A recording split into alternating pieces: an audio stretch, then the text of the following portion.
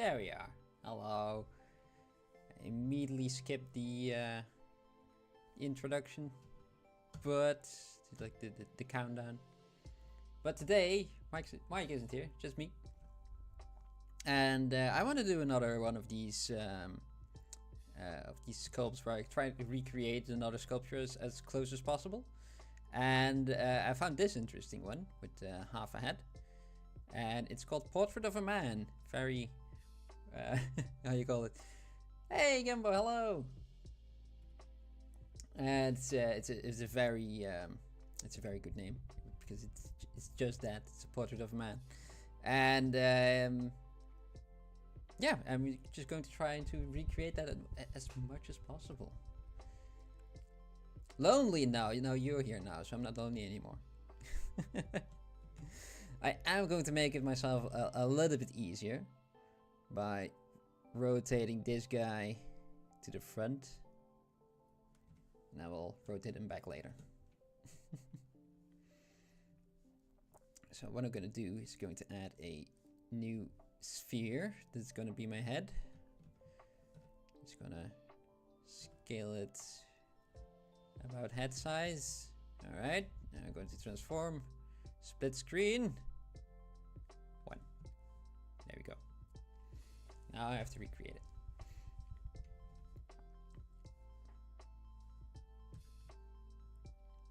Oh, by the way, I have to send a quick message to someone real quick.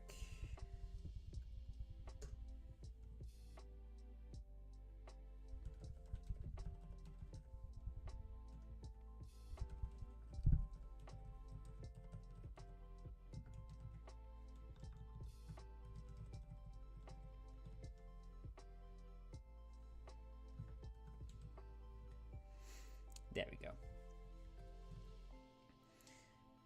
Yeah. Okay. Using symmetry.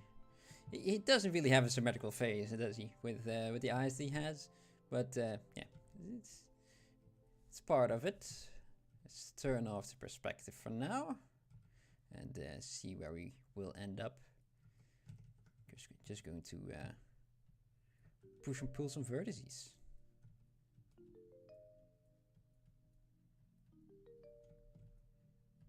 Hmm.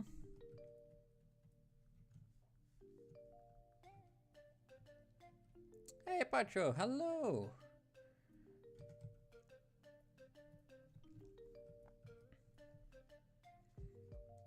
How are you doing? And this fine evening, or whatever time it is where you're seeing it.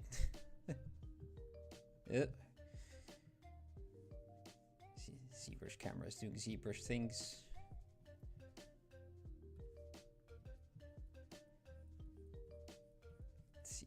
First, let's see if we can get some semblance of a mannequin's head, and then see if we can align it as much as possible. You're a sculptor too? Ah, that's nice. What do you usually make?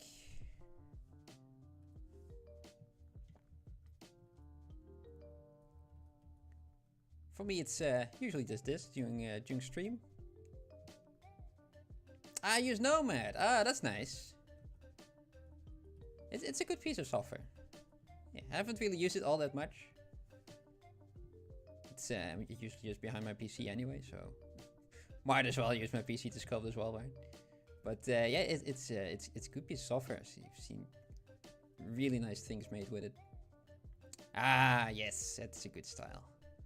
Cartoonish. Yeah, for me, I usually tend to lean towards something very stylized as well. Just the other week we had, I say we, there's usually someone else here as well during the stream, but he's off today. And he tends to really like the more realistic, more gritty style. I tend to go for a bit more silly and whimsical, but yeah, that's kind of fun. Yeah. Made a very nice cat the other week. We were actually trying to learn skin folds and wrinkles, so we made those the Swings cat, the naked ones, right? The hairless ones. And I just really pushed and pulled the proportions, so it was nice and silly.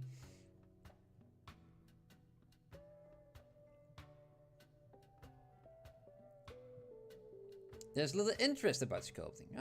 I don't know, it kind of depends where you're looking. On this channel, there's very much an interest in sculpting. It's just fun to do. Why am I starting with the nose? Go away. Silly. Just only doing, not thinking. Already.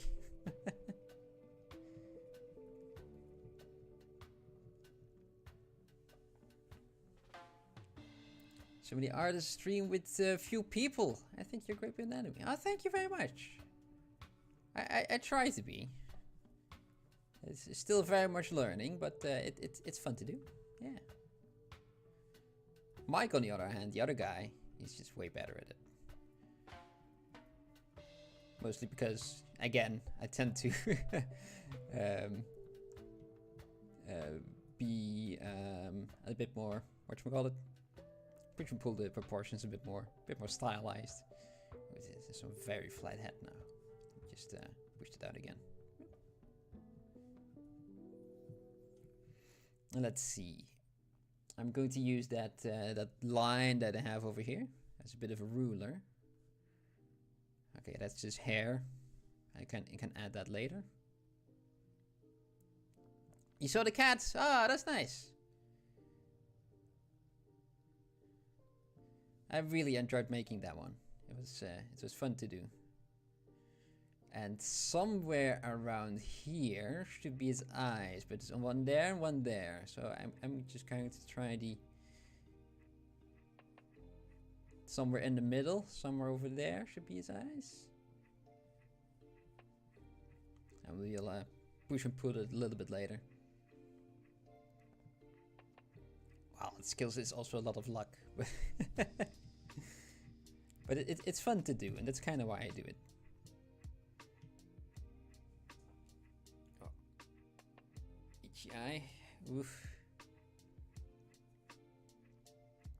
You need to start cooking. Oh, it's good to eat. Yeah. Maybe I'll see you later tonight. Have a good dinner. Thank you for dropping by.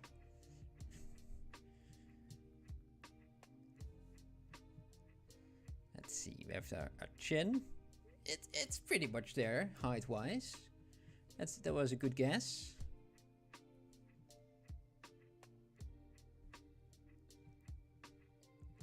Now that jaw, though, you can drop that a bit lower. Yep. A bit more over there. Should be a bit more rounded as well.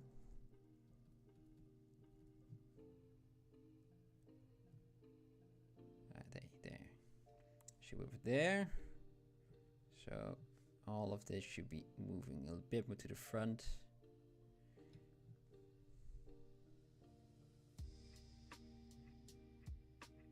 Yep.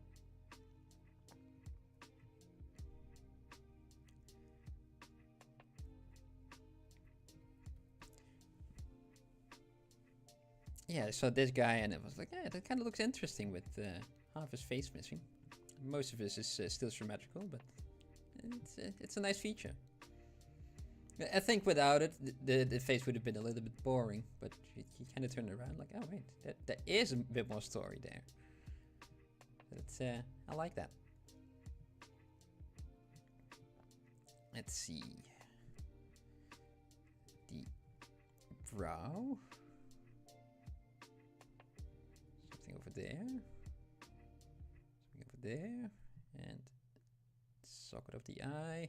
Well, that's really a socket, but the line of his eye. Eye line. There you go. I know my terminology. If it seems like I know what I'm doing, it's just I'm just faking it. I don't know. I'm faking it in CG as we speak.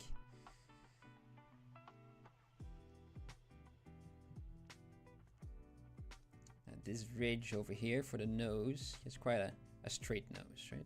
Mine is a bit more of a ridge. Nose still has to that's not the move tool. Has to be over there-ish. Right, and now you kind of have to move it kind of like that.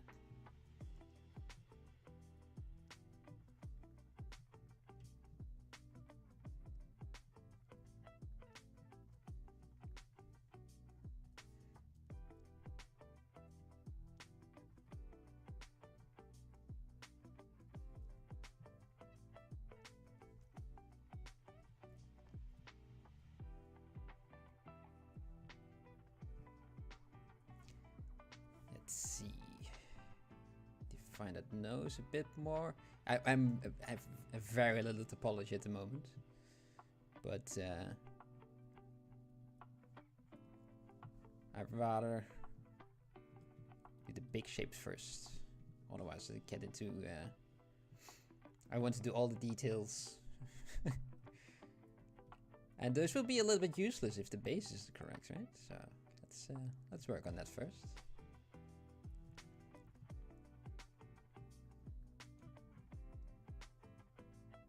I do feel that his cheeks should be a bit more pointed inwards, kind of like that.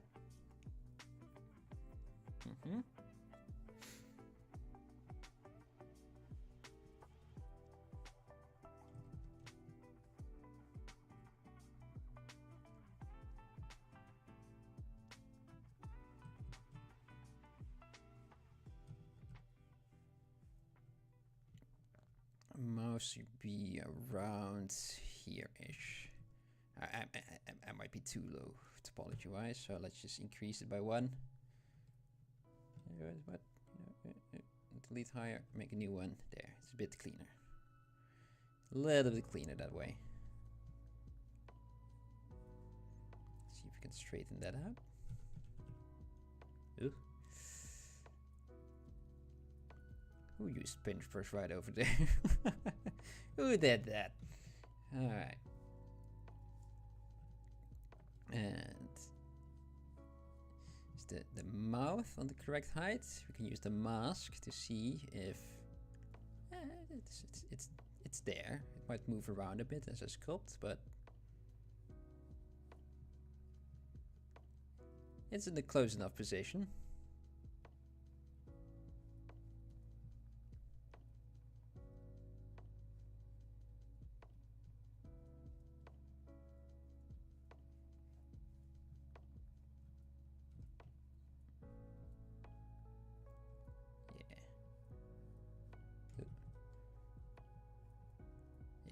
I need some more topology.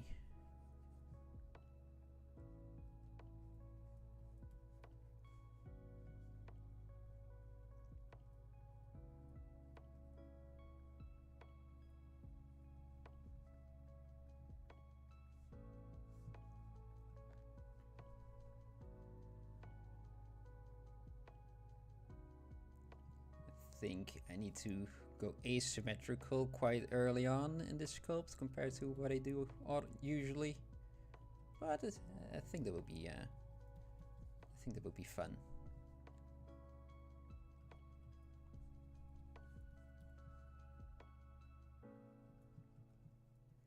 Add that filter in there, and it is quite wide lips, and then it kind of goes in there, right? Let me just I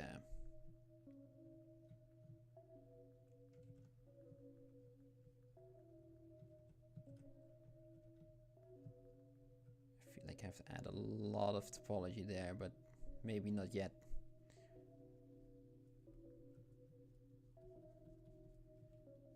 A reimage might be in order, but let's do that a bit later.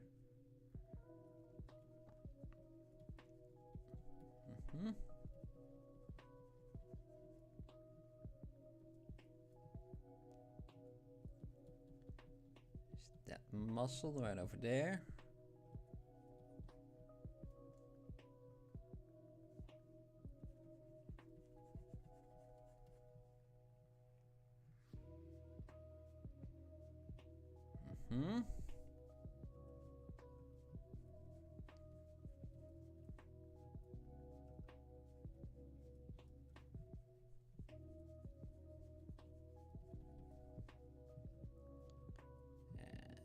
nostril.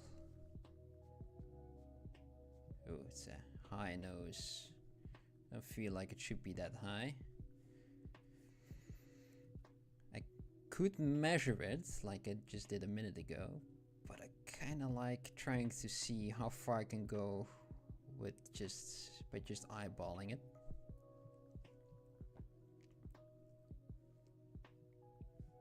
There's something off with the proportions that I got over here. Something isn't right.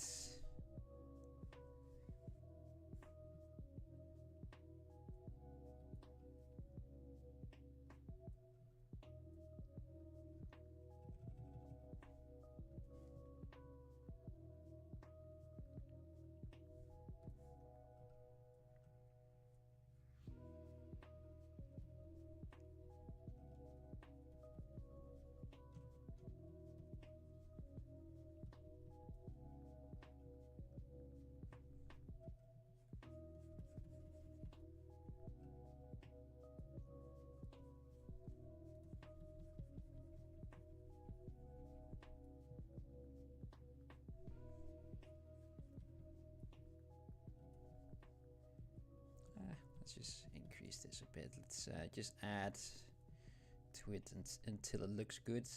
Maybe the thing that's kind of bothering me is because the bottom of his jaw is very flat, while he has a bit more volume to this. So let's just give him more volume. Why not, right? Let's pick this spot and just pull that down. Yep. Now we got a neck. Okay.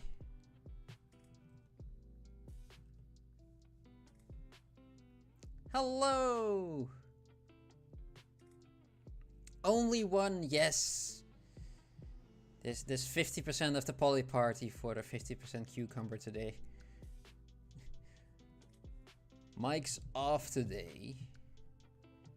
This is the birthday of his fiancée, so he needs to be there. Very much so. Let's see. A bit more? Yeah, it's good. It's good enough. And today I will just try to see if I can recreate this portrait of a man, it's called.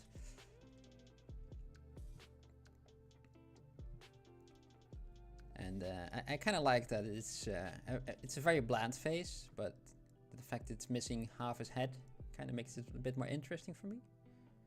And he isn't symmetrical, so that would be quite fun. As soon as I have a nice, decent base, then we'll be sculpting asymmetrically for the evening.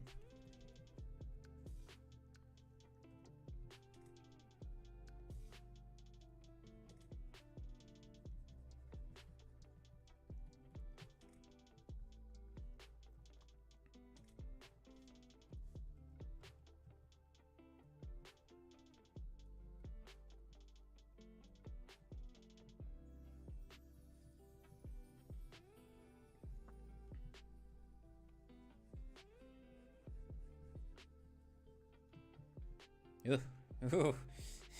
It's very wide apart. Very forward. That was almost more alien than it already was.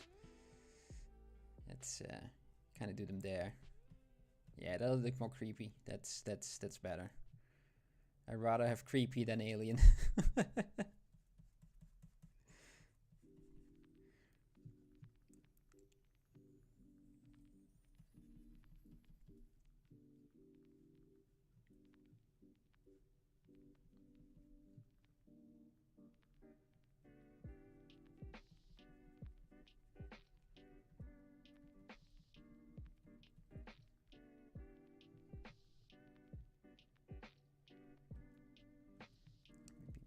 There.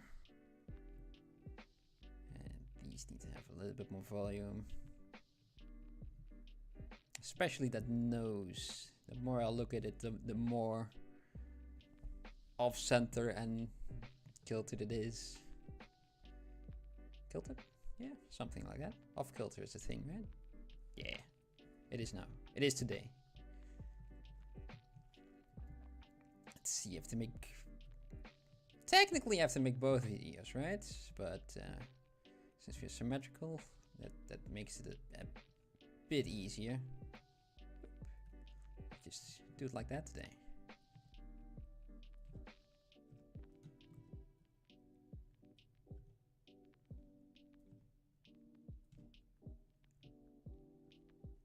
Normally, I'm a big fan of appending subtools for separate parts, for the ears and the neck and things like that. But for these exercises, I kind of like just trying to keep it as a single subtool. Don't know why. just how it is. Oh, autosave, drinking.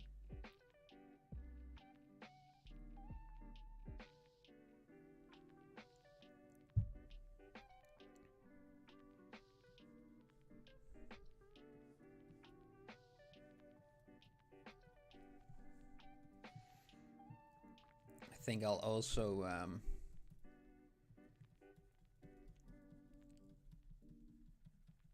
make his head, and at the later part of the stream, the tail end of it, I will break his head. Really? Yeah.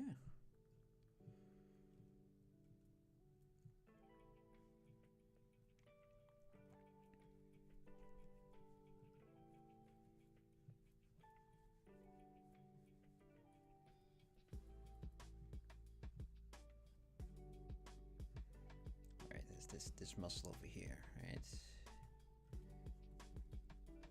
Goes over there. Feel like its cheekbones are especially large on mine. Something about exaggerating features. And yeah. It's been a long week for me, very tiring one, so it's nice to doodle around and see where I just end up. You don't know if you ask a question after I said something I phased out from the tires. Yeah, it happens, right? It happens with work, unfortunately. I'm also quite tired, so that's why I'm also not really doing it something particularly difficult or challenging. Just having a nice sculpt. It's a good exercise as well, right? Just staying with how do you call it? You're still going to the gym, just not doing any hard exercises or heavy exercises. But yeah, only me today. Mike has the birthday of his fiance.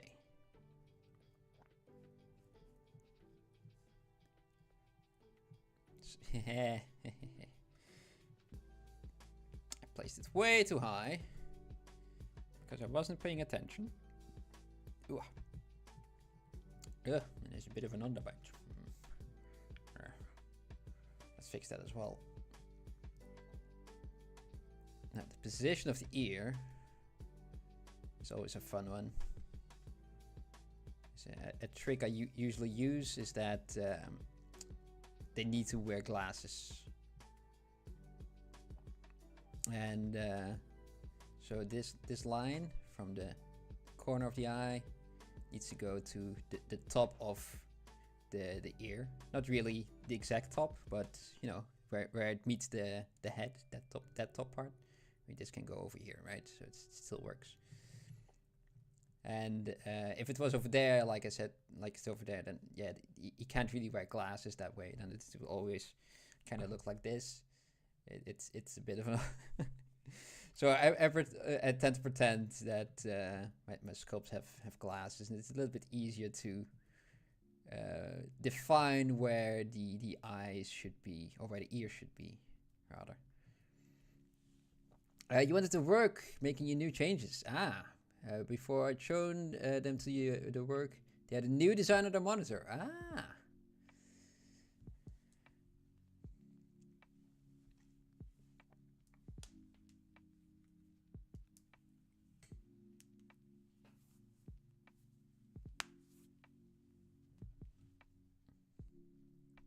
They do change it a lot, right? That design.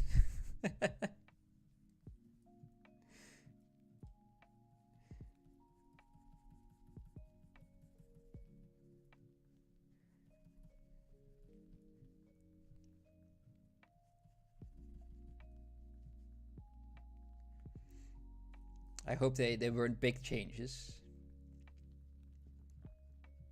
that you need to make.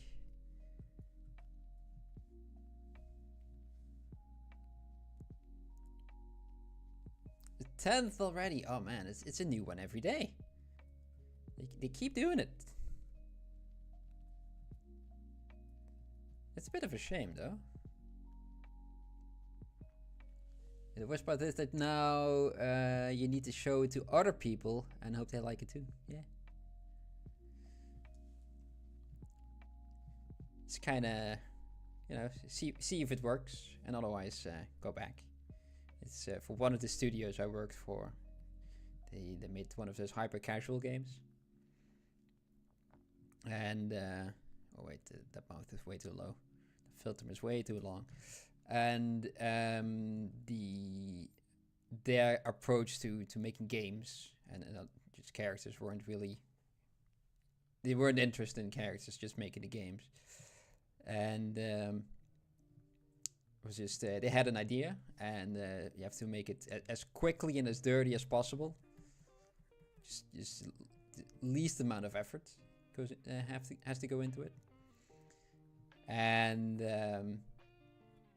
they release it and see how the game does in the stores, and if it makes a certain amount of downloads, then you continue working on it. But again, as quickly and dirty and as efficient as you can, and then the cycle continues. You know, then it keeps being updated and things like that. It's I didn't like it. It was basically an approach like throwing mud into onto the wall and see what sticks, and whatever sticks, yeah, you polish that.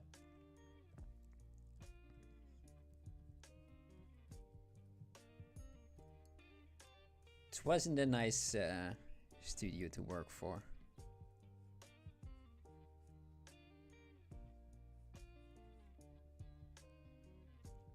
Yeah, hey, that's how it is sometimes.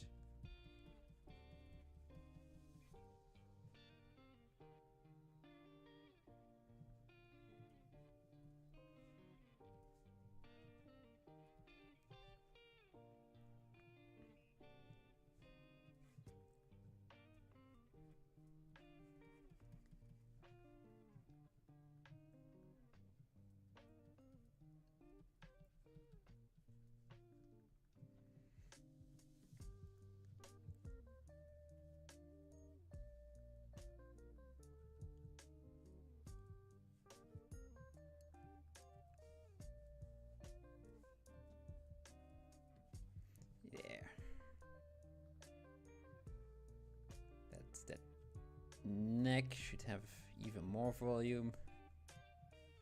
That's a bit too much though, but let's see if we can bring that down a bit again.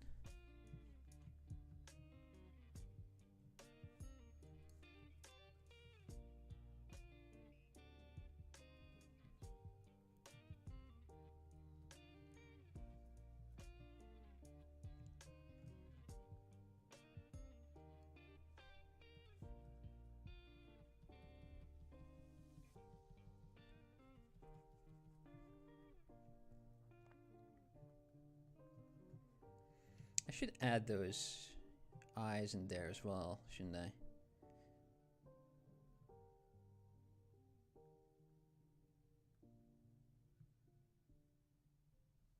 Oh, the ear of that guy is also a bit of a high spot. Mine is way too low now. Oh well. Let's add it where it should be, right? According to this ancient sculptor, whose name has been lost in the eons. In eons.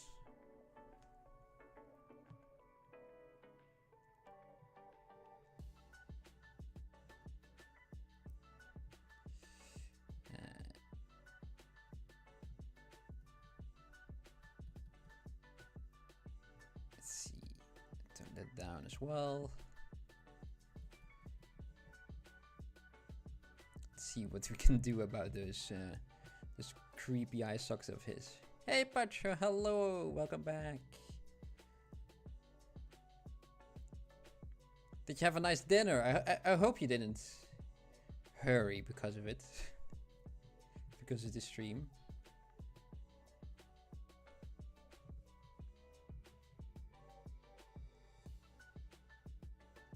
He does have a couple of wonky eyes, doesn't he?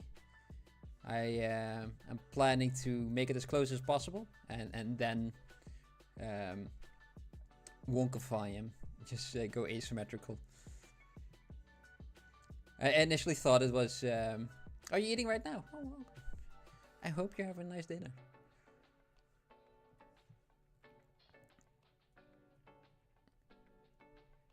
What are you eating? Tell us! Is it delicious? Is it succulent?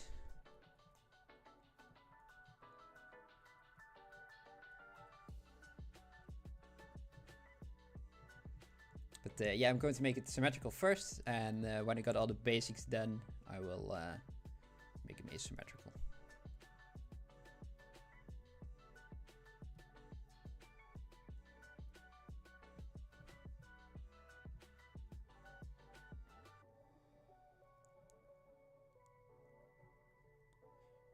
I mean, not that my eyes currently don't look creaky.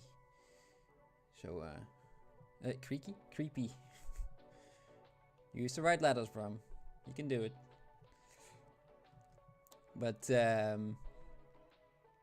just having these sockets there. I saw a picture the other day when we were looking for those, the Sphinx cat. A bit of reference. And there was a picture of one that didn't have any eyes. And it was... the skin kind of covered the socket of its eyes, so it kind of looked like this. But then you have a Sphinx cat, so it looks very much like some sort of a almost demon. It was a sight to behold. The poor cat can't see and looks very creepy. But yeah, also it's very interesting as well.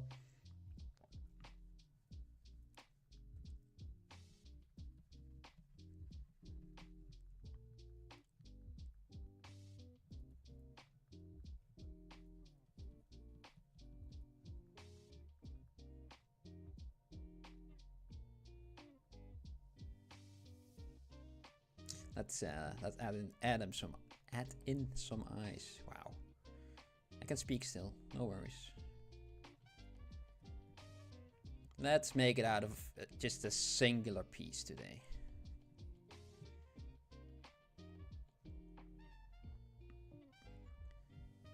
Pizza, noodles, maybe, or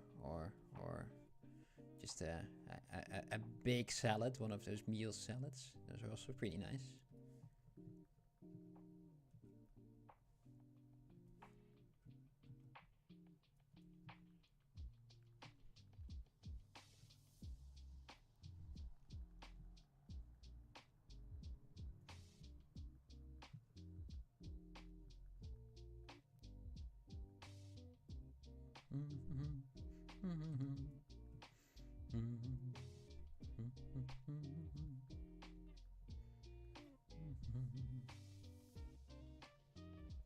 Microwave ready meals, yeah. Those can be quite good though.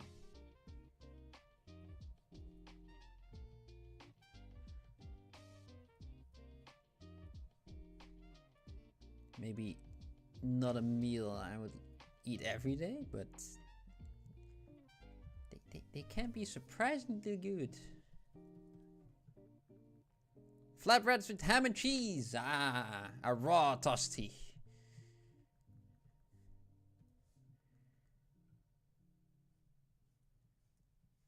Or toasty, I think it's called in English, right?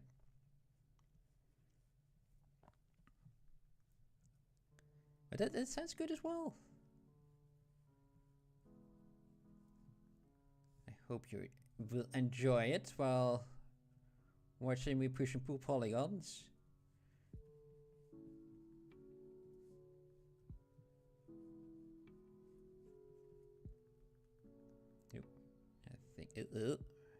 Brush that way.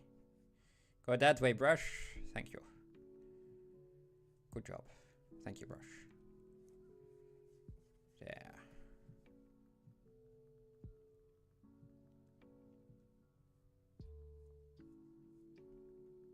I think his brow is too heavy on mine. So let's push that back.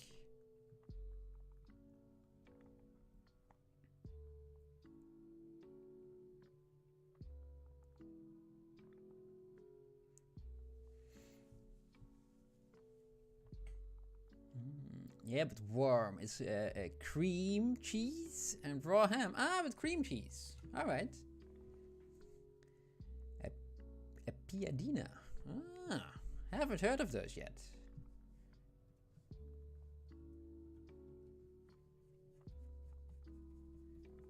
I will make a note of it for next time. I'm feeling a bit peckish.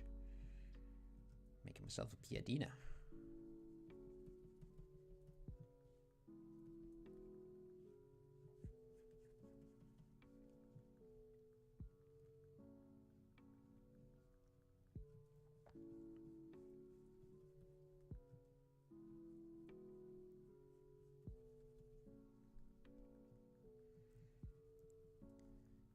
I feel like his head is too large. Maybe like the hair is a little bit more of a tuft to it. It's a normal shape, but maybe it's just me. Maybe it's just me. Let me just pull on the back of his head. Make it more similar to the original piece. It looks like Tobey Maguire at the moment. Maybe it's the upper lip. Ooh, let me just take a look real quick. Yeah. Yeah, I see where you're getting it. Yeah.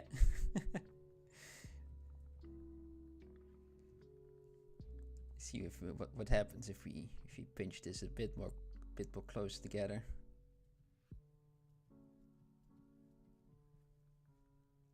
Is that the bigger upper lip? I had a classmate in middle school also had a lip like that.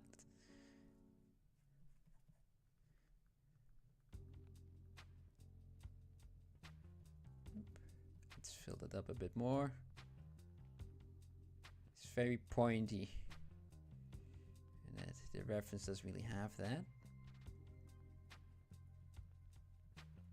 Oh man, it's an odd lip that I'm making. What happens if we just round it off a bit? Just go there. Let's look at how it's just a shape. It's from a distance, it's very clear. Like, yeah, that's a lip. But if you go up close, there's a lot going on there, and none of it is, as I know, as lip shaped. So but I can manage it. I can manage it. Just takes a little bit more finagling. Oop. That was the wrong brush. I think this needs a bit more volume as well. Yeah, no, everything has too much volume. Of course, maybe because I can also just pull this back a bit more. And now everything is rounded and everything should be going concave, and mine is almost convex.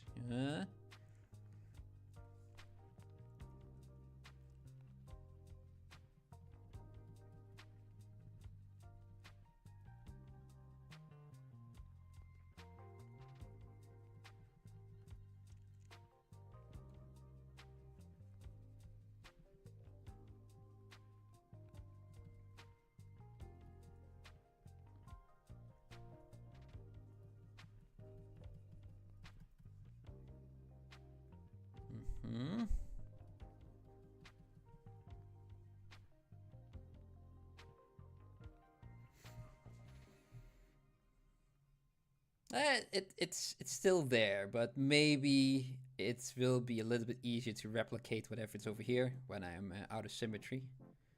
So for now, I'm just very quickly, cheeky, going to do this. So it's a little bit of an indication where that lip is.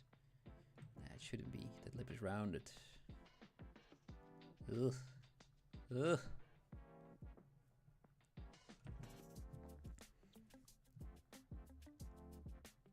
Hello, some user.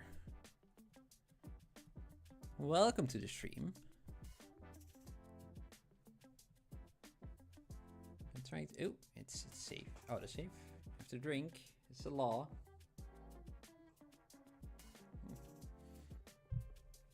Having a little practice time today, trying to recreate this this portrait of a man. It's called, and see how far we'll get, how close I will get.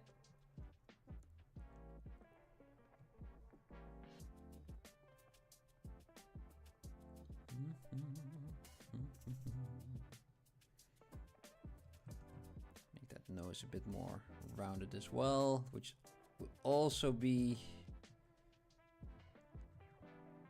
easier to imitate when we are not symmetrical anymore. I don't think it will take that much longer, to be perfectly honest.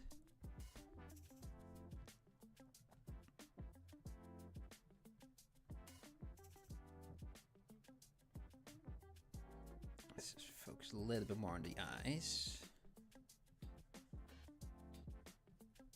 Let's see.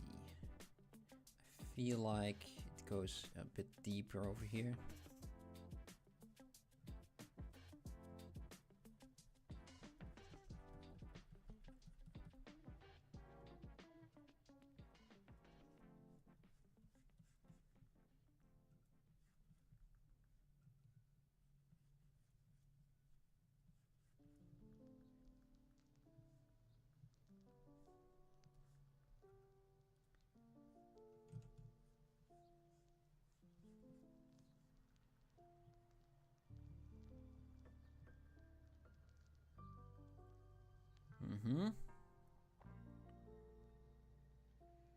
Let's see, how do the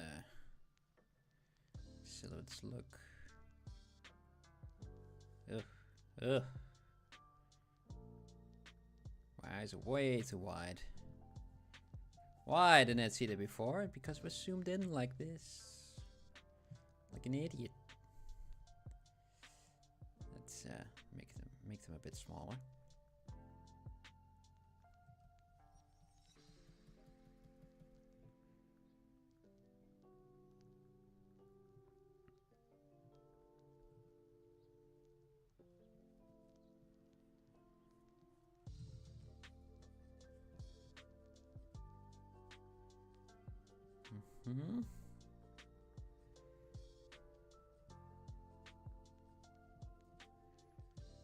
It's tricky to make an eye like this. To be perfectly honest, it's not something I do usually. But we're here now.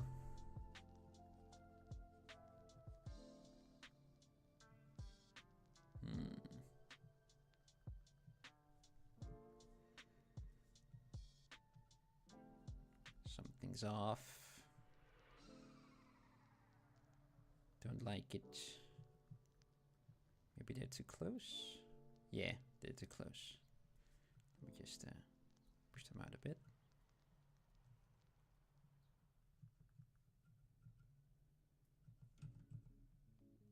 The asymmetry doesn't really help at the moment.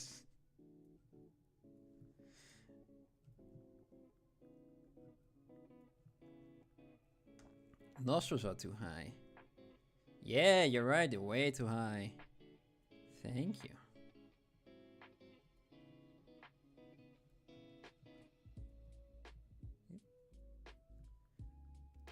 Nah, no worries, no worries. I've seen, I don't really watch a lot of, no, I'm not, I enjoy that people are watching and actively watching as well. I don't really watch a lot of streams myself, but a couple of times I went into the stream of Polygon. He hasn't really been streaming for a while now, but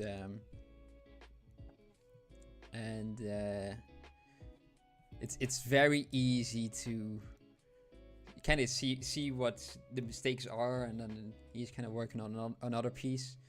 You're like, why aren't you doing this? It's very obvious that the thing is there. He's just busy with another piece and talking to the audience as well. So it's not 100% of the.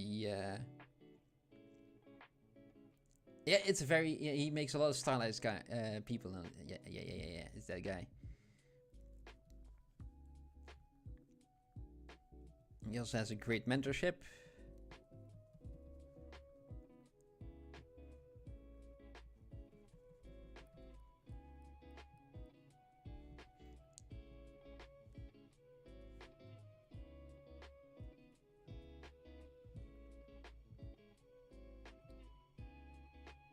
Yeah, that nose is way better now. The eyes, though, still not happy about it. What happens if I squint? What happens if I take my glasses off? Everything becomes a bit more blurred. And they're too large. You can also squint your eyes, but you know, making use of my handicap right now. Why get a headache by squinting my eyes if I can just, you know, not wear glasses? It's a nice thing that the cursor is a red circle. Otherwise, I wouldn't be able to see it. I can't see the center point of it. And the cheeks are also a bit more. I have to fill them a bit more.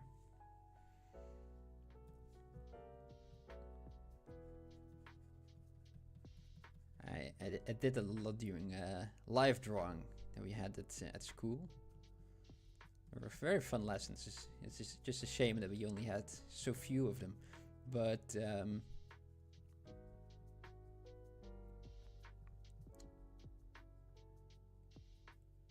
I'm going. Oh yeah, and it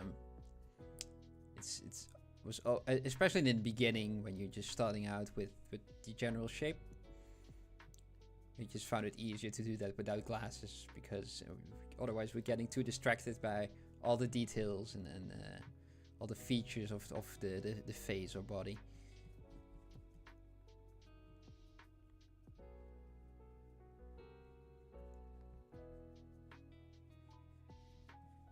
So yeah, big shapes first, and then we can do the small ones later, right?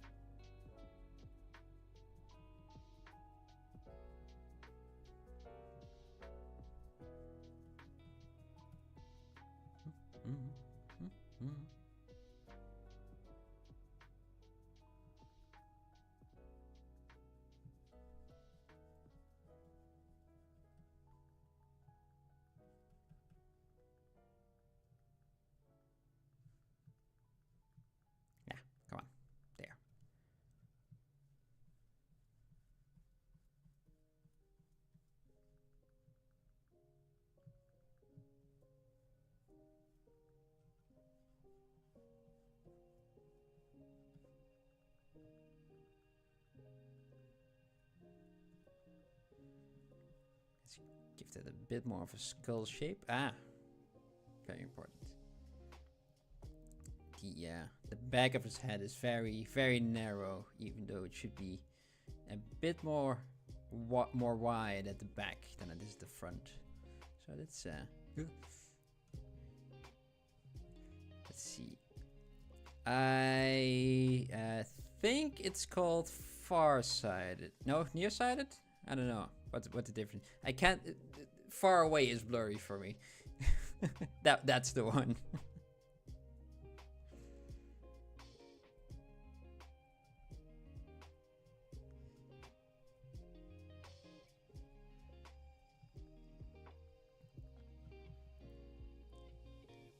I don't know if short-sighted is the one where everything's blurry right in front of you, or that you can only see right in front of you.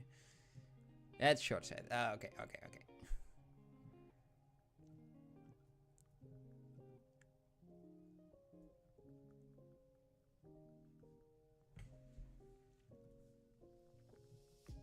Yeah, I need to have them measured again, just in case.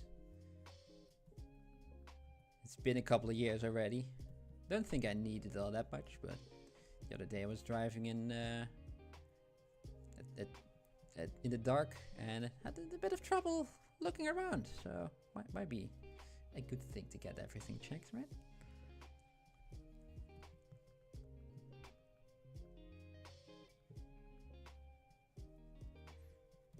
Not that I drive all that much during the dark, but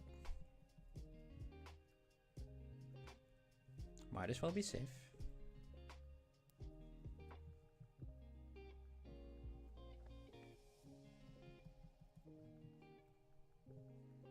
Ah. You're a glasses man as well. Or glasses cucumber, I must say.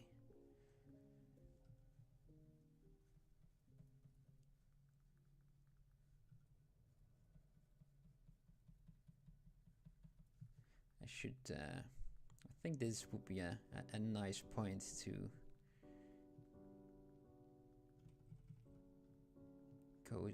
try and go asymmetrical. What do you guys think?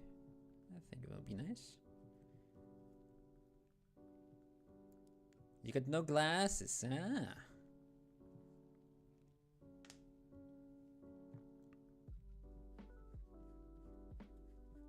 Who knows? It's always a good thing to get that checked, right?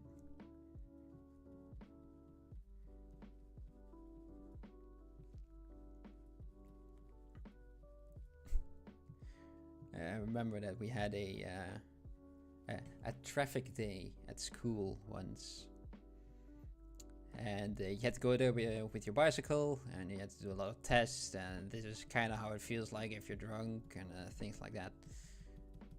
And you had some weird goggles that makes everything all wibbly wobbly, and it's kind of like awareness for traffic day. And you also had to get your eyes checked. And I was already wearing glasses back then.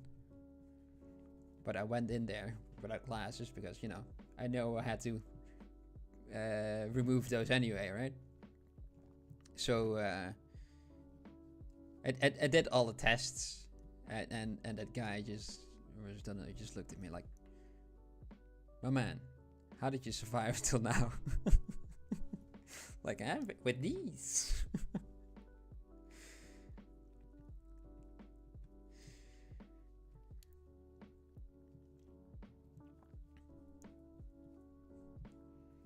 But yeah, for the longest time, I just, at school, I just did everything by ear.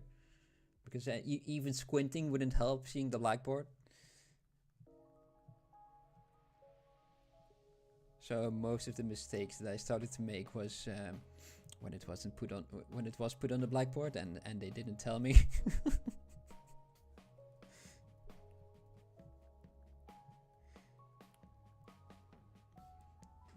I did a driving lesson yesterday, and you're able to see the number plates for 20 meters. Oh, that's quite a distance.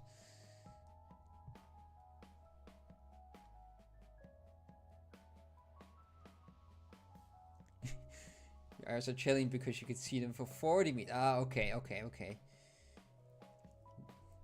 Half a cucumber with binocular sight. That's...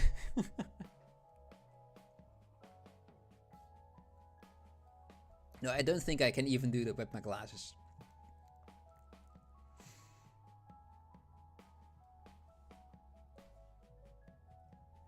That's quite a distance. We did have to read them with at the kind of the end of the parking lot. It's kind of like the first test on your exam. And besides your teacher, the conductor, what do you call it? The judging guy, right? Was sit there and like, can you see the number plate of? And he call them by the brand, or the type, and the brand as well. Is that a brand?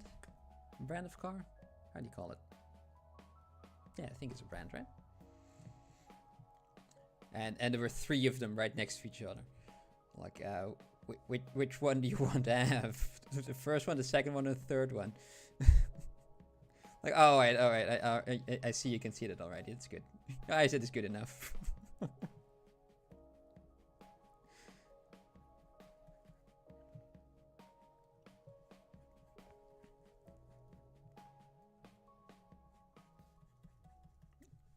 My head is great, if you can see that far.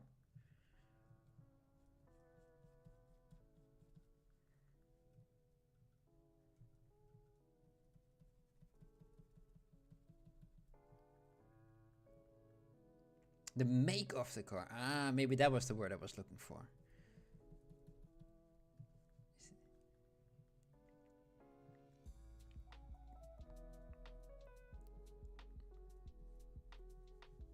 Okay. Now, will I go to asymmetrical mode like I said 5 minutes ago? Will I do it? Maybe after I kind of fix the... maybe ear as well. That's a decent spot. So maybe what happens if I do that? Ah, maybe that should be a bit lower, and I feel like this should have a bit more of an angle to it, kind of like that, because the ear is kind of on the right spot.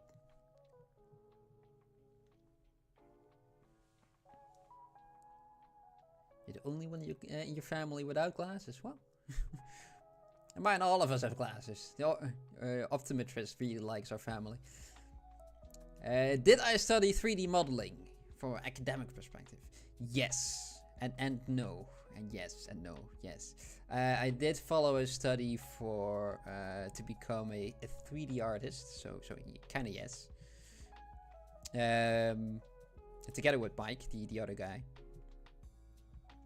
It is where we met, and but the main focus was more on the there was a focus on game design because it's cool, right? And there were 3 paths that we could take. So one was the programmer side, one was the design side, and the artist side as well. That's the one Mike and I took. And but the main focus was mostly on working in a group. What should you do? How should you work in a group? And of course, you had to do all the 3D work because it's the 3D artist path course, or whatever you want to call it. And so we did use it every day to 3D art, and we started to use ZBrush as well back then, and that was like 13 years ago now, but we used it sporadically, only when we needed to.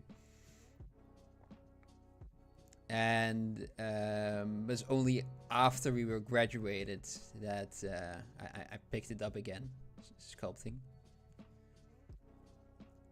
And I kind of noticed that there was a very big drop in quality of my work when I was doing something for myself, just by my own design, instead of making something from someone else's design, just trying to make it in 3D, right? And then I kind of realized, and Mike as well, that we never ever got taught how to art. We knew how to use Maya and ZBrush and the game engine and everything like that, but we never really knew how to art as artists. So it's then it's kind of how we kind of try to challenge ourselves constantly, and how we started the PolyParty eventually.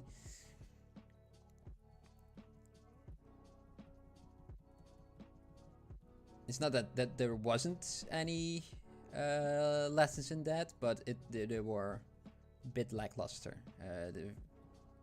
Few and far between. So everything that you wanted to learn, you kind of had to do that on your own terms.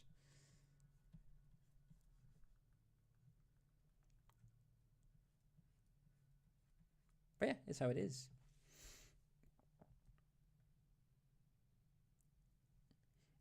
You studied motion design, but you like sculpting more now. Yeah, that's nice. That's fine. Start studying in 2013 when there were only 2 3D universities in all of Italy. Ah, very expensive.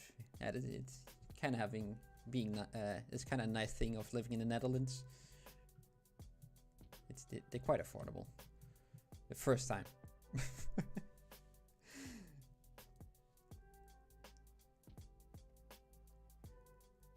Fitspin Cucumber said, also finished university doing 3D game art. It's good, but it's definitely not needed to get a job in 3D nowadays. Yeah, that's true. You just have to be good at your making art. I understand, but I'm still interested in something from the inside. Ah, okay. No jobs in your area, but it's not really your passion. Alright. Not really for that, but for passion. Yeah, okay.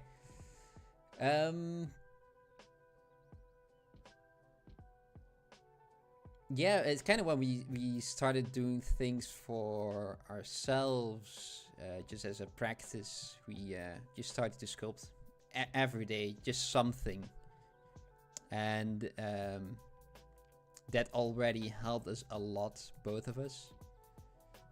And eventually we also took some courses here and there.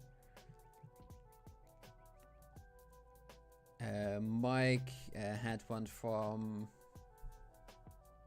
I forgot his first name, Souza, I believe was his last name, the Brazilian guy, and he learned a lot from him.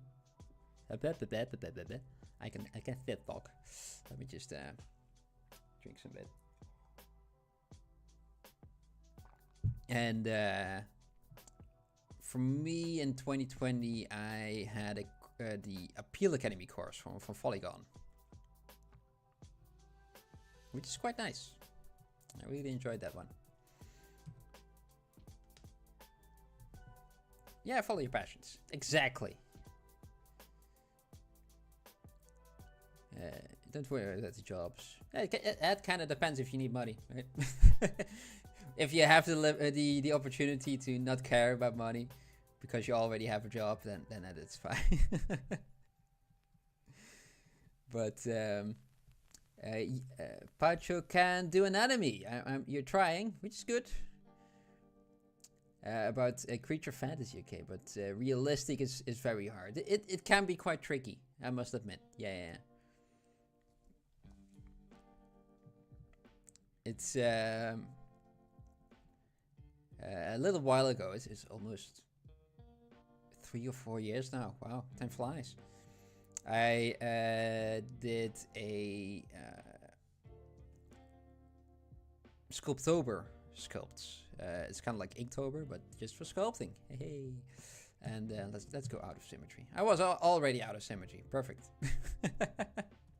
Didn't even notice. And just a new sculpt every day, and I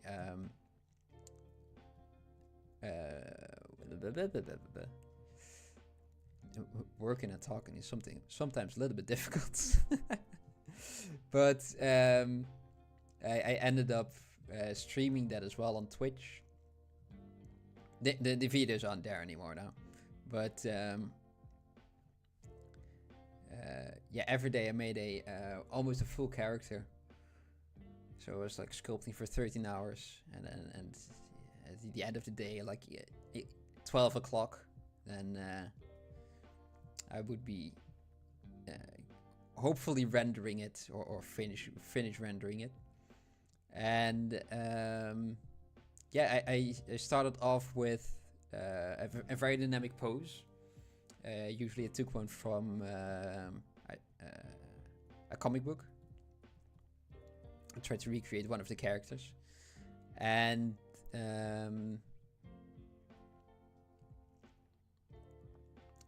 put them in a pose.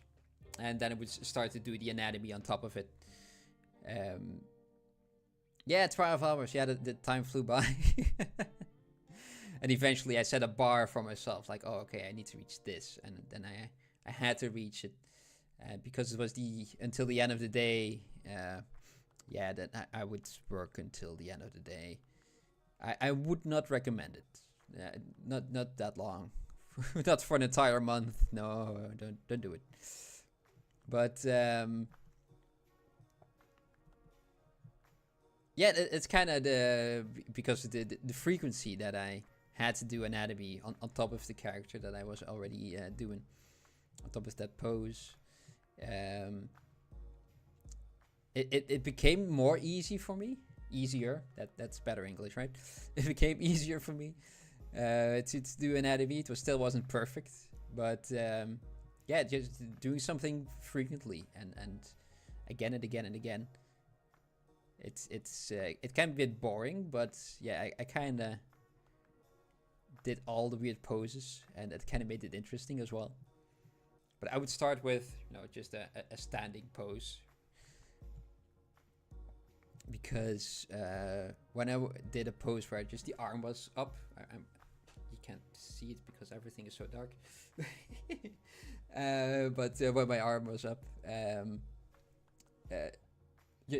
I thought I knew anatomy back then, and then everything was just scrambled all of a sudden, just because the arm was up. And like, I have no idea how it worked anymore. Which is a weird experience, but a humbling one, right?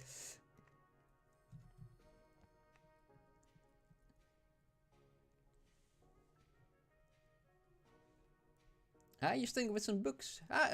Maybe next stream Mike will be here again, probably on Tuesday. He also has a couple of books he's studying from, and I think one of them is Italian. Or Spanish, one of the two. I think it was Italian. So maybe I can recommend it. He can recommend it. You did 14 hours a day in your university for 3 weeks. Also don't recommend it. Yeah, definitely got... Yeah, me too. Yeah, initially it's like, okay, I did that. I did the entire month. And now just gonna have a 2-week rest. And that 2 weeks became like almost a full year. Doing too much is also a thing to watch out for, right?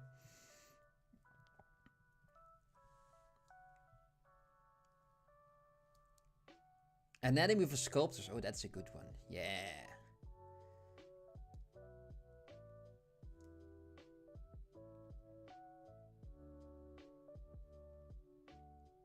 I also really like, let me just go into the void real quick.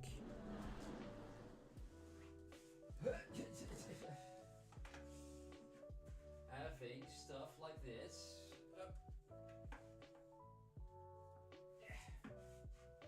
Here's my favorite book that I rarely open. There we go. All my toys from the shelves. Having one of these is really nice. Oh, there's the camera. This one is very nice to have. I think I can look it up where I downloaded it from. It was a free one from Rafael Grassetti. And it's free to download. And if you got a 3D printer or know someone who has a 3D printer, you can just print it. And it works fine. I dropped mine, unfortunately, a couple of times because of a move, and a couple of books dropped, and then he fell. But so he has some battle scars, but he's still very functional. Second one I like to have, also a printed one, a skull. It's very, very nice to have as a reference. You might not need to have it this large, but it adds to the cool factor, which is also very important, right? And for books, Human Anatomy for Artists. And it's by Dr. Gregory Ferrer. I believe it's called.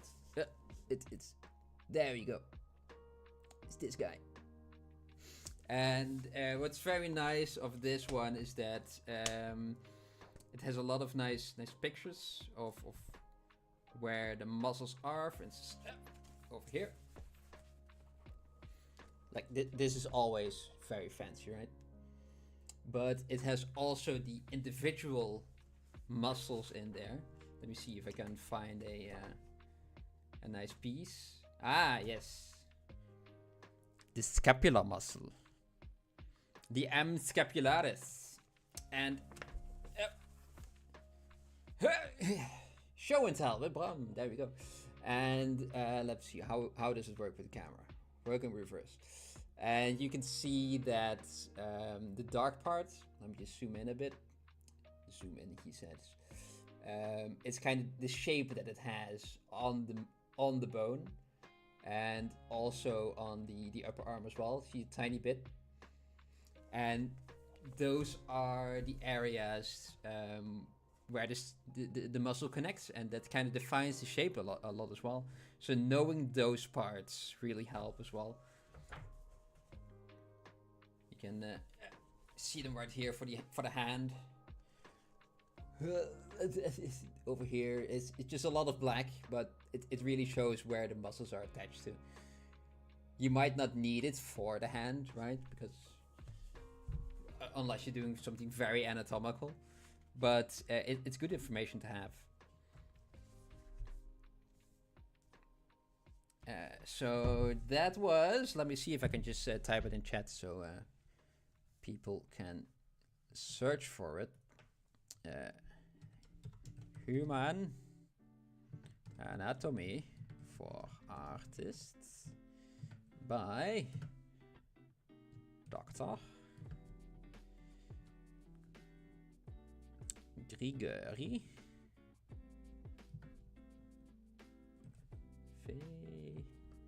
here. And also has, I don't know if you guys also have ISBN numbers, right? The number that tells him the bookstore which book it is, but I'm just gonna put it right here. It's 978-388-1-6-256-5, and if you press enter, you have infinite lives. 338. Oh no, that's the wrong one. Can I edit it? No, remove.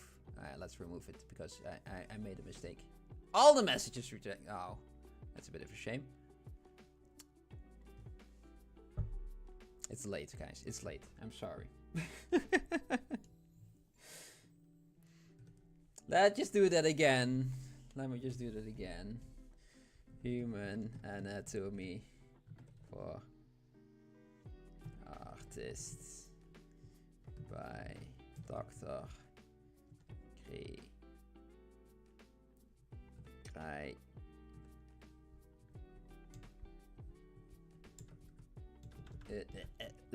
I can do this. I can do this.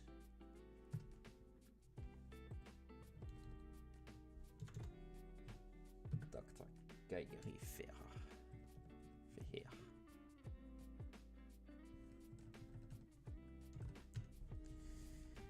Let's add in the cheat code again, and then we start sculpting again. It's 978 3-8-3-3, not 388, 1 625 6 5.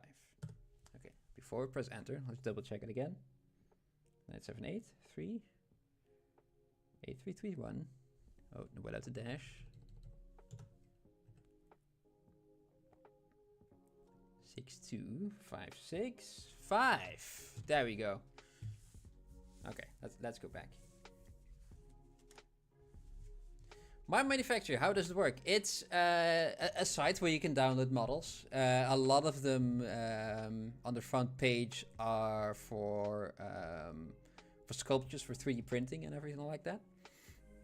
But there's an account on there called Scan the World, sorry. And they aim to scan a lot of art pieces as a preservation effort. And you can download them for free, which is really nice. And that's where we had this. I found this guy and a couple of earlier sculpts where we also did master studies. They're also from there, so that's quite nice.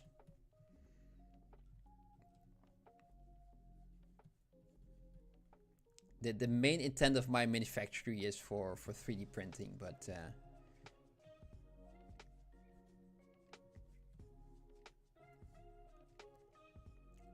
why not use it for something else, right? For learning and educational.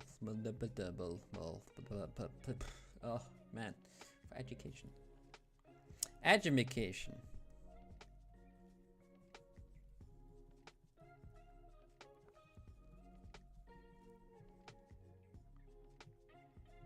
I thought that this guy looked neat, so I picked this guy.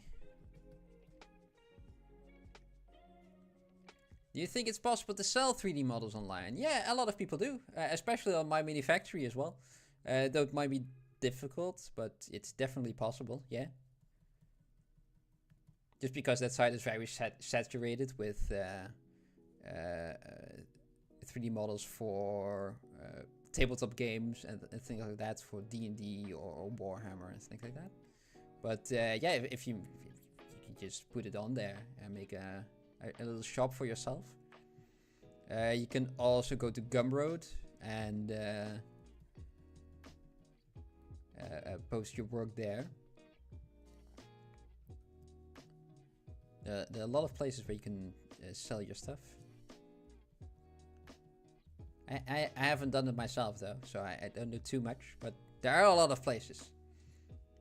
Technically, if you have a Patreon or something like that, you can also sell your stuff, right? That only the people who have subscribed to your Patreon or whatever site it is that can download them. So technically, you're also selling it that way, right? There's a decent amount of ways to sell your work online. People have to know that you're selling it though, so that's a secondary part.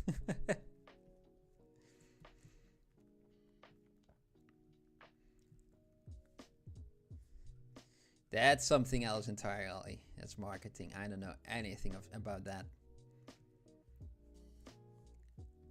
Me and Mike are putting zero effort into this YouTube channel.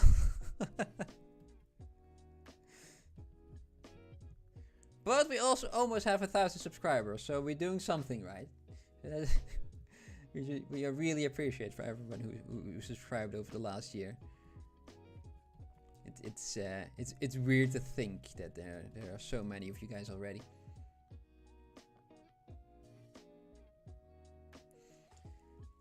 You want to sell realistic models? You can do that as well, but yeah, make them I think look interesting. Having just, you know, another guy like this.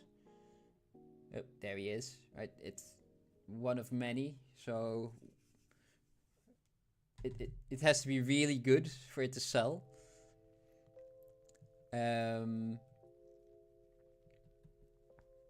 It's also quite kind of educational, right? That as well. It has a use. But if it's just a guy, or maybe if you're thinking about, I have to do the thing where the companies have names and I have to remember the names. They sell a lot of sculptures like Batman and Superman. The very impressive looking ones. Those take a lot of time, but yeah, they're great. And yeah, they're also very realistic ones as well. Probably you should decide between game assets or printables. There's so many options. So many! You can technically make game assets as well that are also printable. What about that? You can make them in either a tabletop format for the printing ones.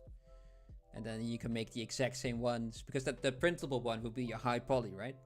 And then for the game assets, you only have to make a low poly version of that and texture it and UV it, and you know, it's not only do that, but there's a lot of this and that in that. But yeah, you can reuse it to make the game assets out of it.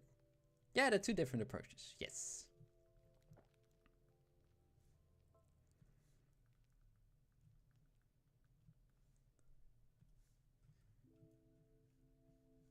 Yeah.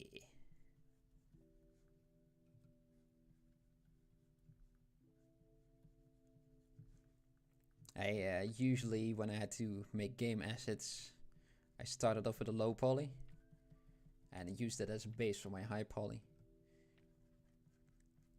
So at the end, I didn't really have to retopologize it all too much, and I was just able to use the UVs that I still had on there, and things like that. It was quite efficient. Yeah, they are a little bit long-winded. That's kind of the reason why I don't do them in my free time. It's just like the sculpting part of it, or the modeling part, but the sculpting is I know it feels nice. It feels right. And all the rigging parts and the texturing and UVing, it's fun to do, but I tend to lose focus quite quickly. Like you're done and it looks cool, the sculpt, and then you have to retopologize and texture and UV, and not in that order though. First UV, then texture. But yeah, it becomes it begins to drag on real quick for me. But then you're kind of stuck, right? You're this far already. You have to go now. Go on now. It's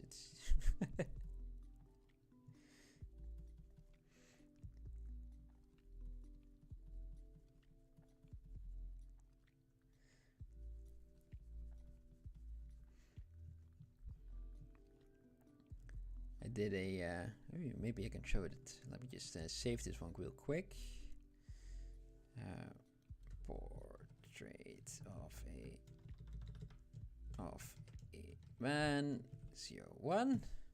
Haven't saved the entire evening, and I opened it recently again. Let me just open it to go to stuff, art, sculpting, the geisha. There we go. Load, yes. Triple check if I'm loading. There we are. There's our beauty. Boop. Let's turn off all the poly paint. Don't need that. And she has two faces, so let me just use this one. This pretty one. And this is made after a piece by Akihito Ideka or Aki, Studio Aki on online. And I was kind of like, can I make that as well? You know, can I do that?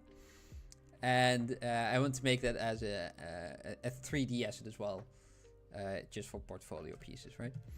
And so I ended up retopologizing everything by hand, but because it was so intricate,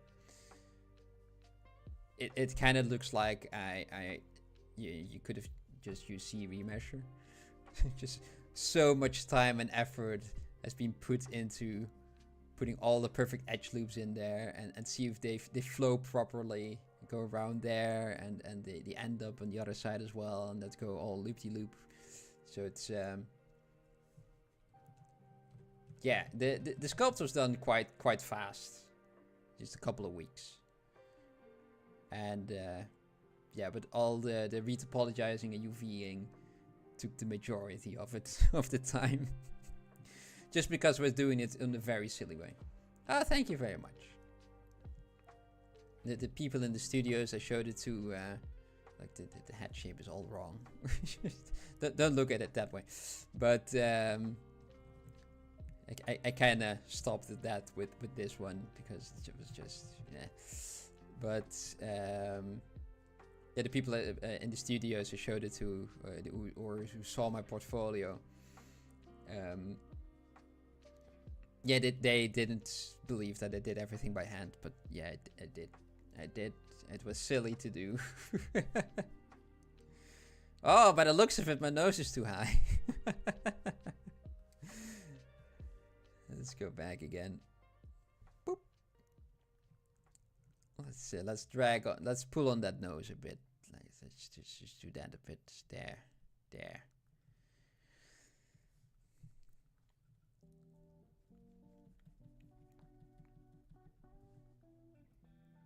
It was a great sculpt to make, though. I really enjoyed making it. Years ago now, but yeah, it's fun. Just kind of look online and see something cool, like, but can I make that as well? And it turned out I could. Yeah. It was great for my self-conscious. Like, oh, okay, I can do this. Perfect.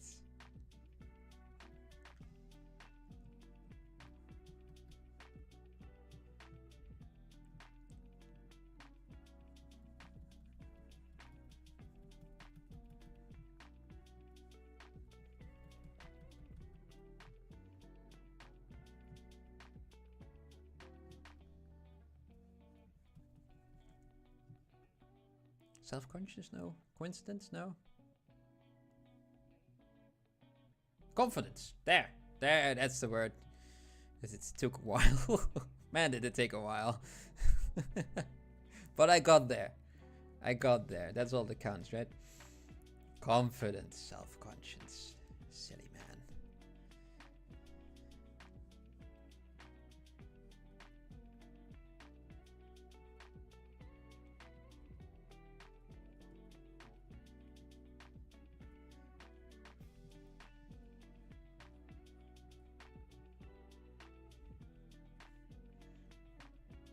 This is a bit more flat than it should be. So let's push that in a bit.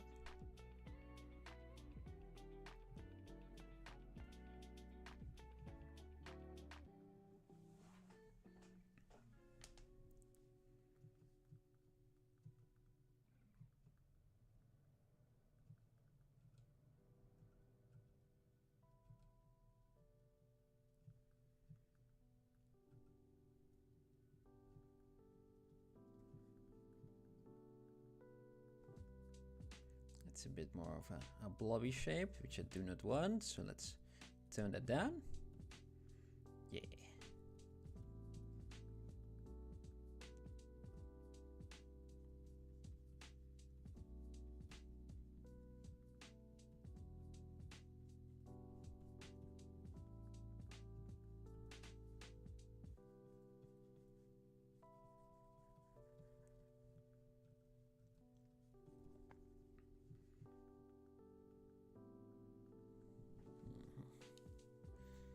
Do this again.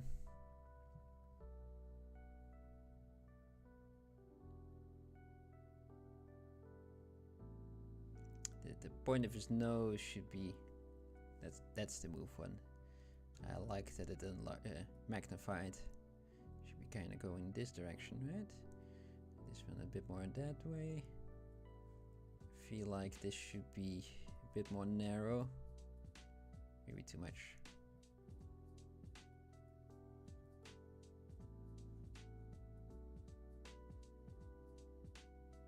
Mouth needs some more work. Or it's because we're so asymmetrical, right? I feel like my head is a lot blockier than the original. So maybe we should, I say we, I mean, I have to do all the work here, right? But just push in this jaws of him just ever so slightly.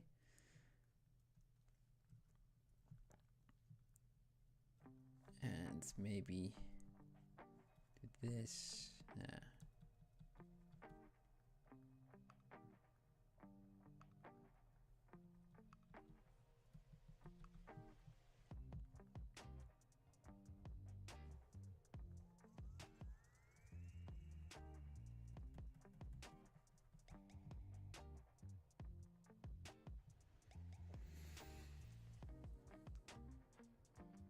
I feel like I'm getting there.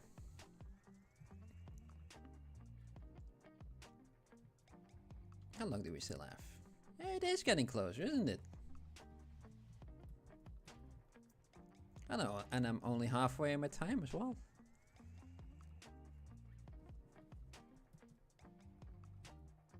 But I think this will also be the point where most changes will be very small.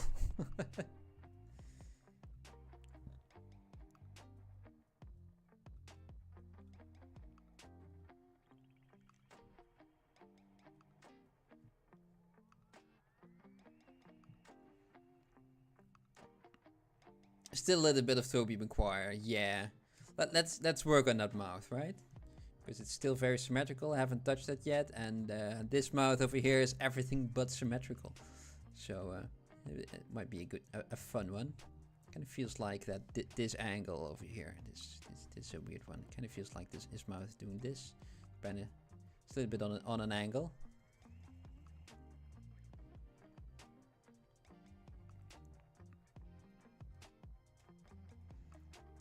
I'm also still on a low topology, but you know, it's fine. Big shapes first, then we go smaller, and haven't really exhausted this this level of topology yet. So I think we're fine. We're fine to do all of this. Let's do that with the good old standard brush. There. There's a bit of a divot of some sorts over here. Kind of goes over there. You've got that corner there. Goes from there all the way over here. Okay.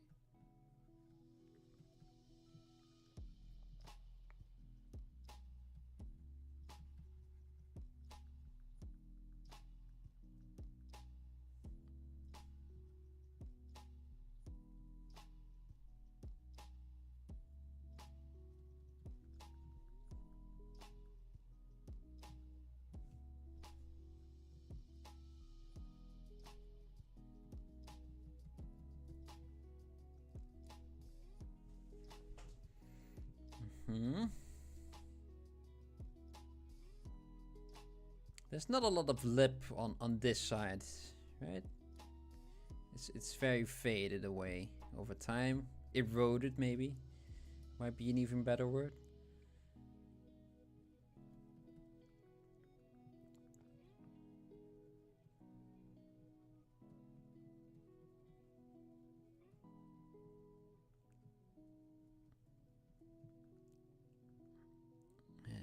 Let's see, it's very rounded from over here. Very convex. So let's see if we can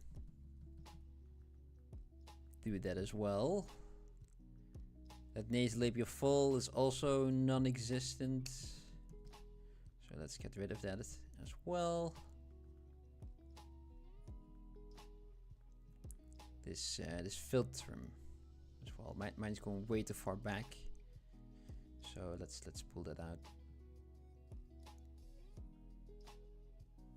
And a bit more like this, a bit more like that. It's a bit more of a rounded nose, but also has a nice angle to it. Just push it up.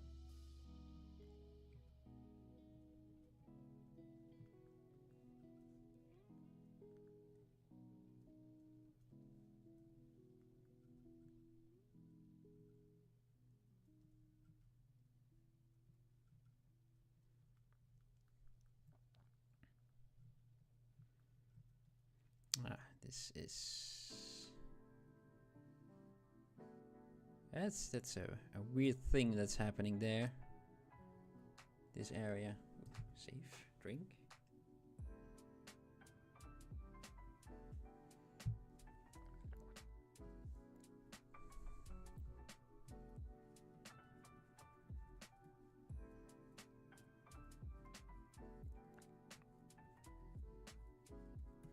Also, by the way, Pacho, if you're still there, if you aren't in the Discord server, we do have one. And maybe Mike can drop the art books that he has in there as well. In case I forget to tell him. Just give him a mention there in the help and feedback channel, and he'll get back to you probably tomorrow or during the weekend.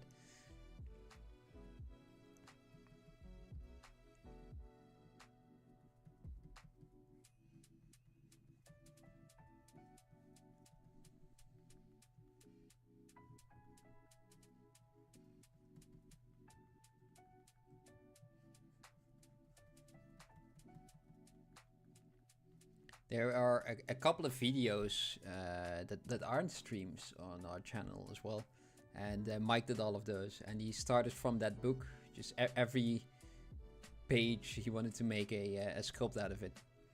Eventually, you know, he wasn't able to anymore because of work and just different schedules. But yeah, he really enjoyed that one. Has no idea what's written in there though, but he still enjoyed it.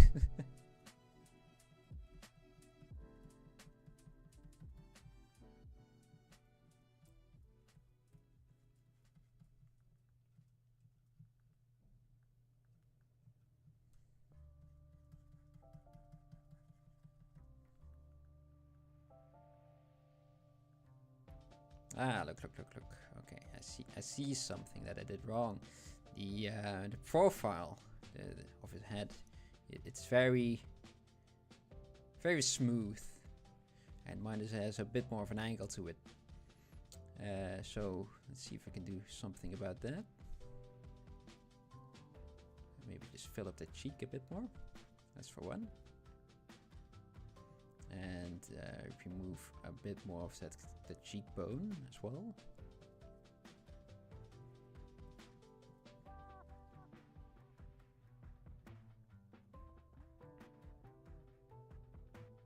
And maybe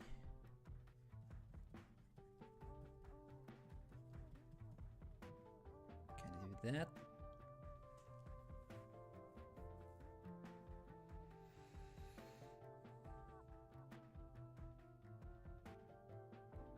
Yeah, that's a lot closer than it was.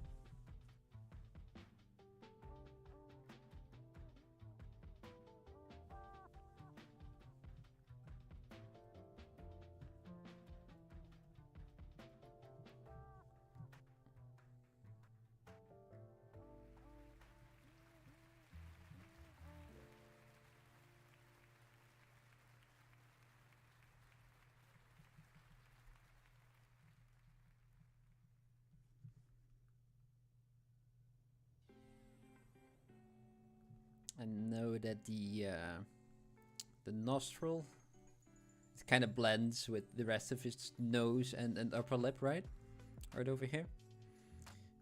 But I do think that that either could be because of the original sculpt, but it could also be because of the scan that is made. So I'm going to ignore that. Just trying to make it as close as I think it is. Here, over here, something odd as well. I've got the nasal labial fold going right over here, but there's a bit of a gap in this guy. It goes over there and then it goes there. So see if we can fix that.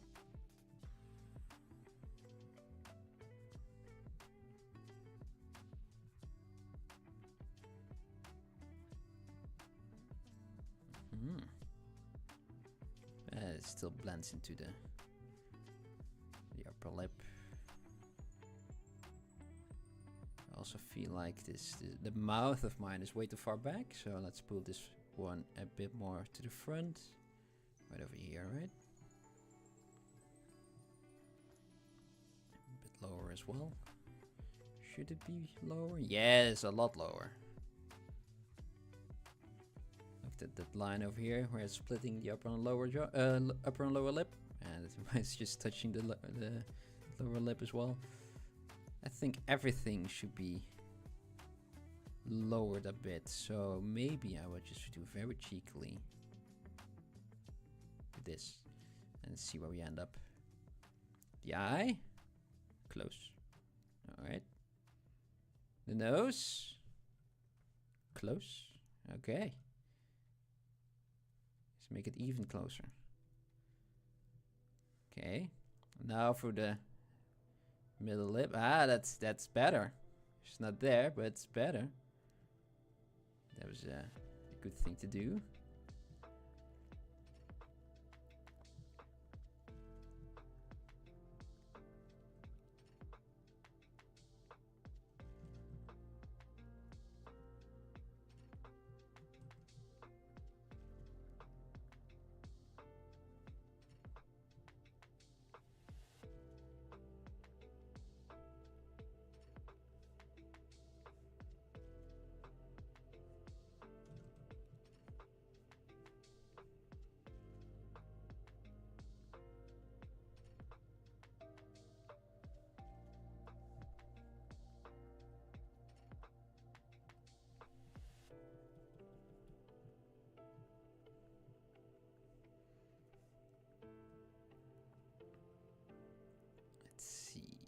Turn this back a bit. It's quite harsh, this line as well, isn't it? So let's blend that ever so slightly, and all of these as well. It's not that they shouldn't be there, but they're far from as visible in the original sculpt as they are on mine. But I do like to exaggerate the features first and then tone them down, instead of just trying to search for the right amount very quickly. I need to know where they are first before I can tone them down. At least that's how it works in my head. So the eye I'm looking at right now, it needs some work. So let's give it that.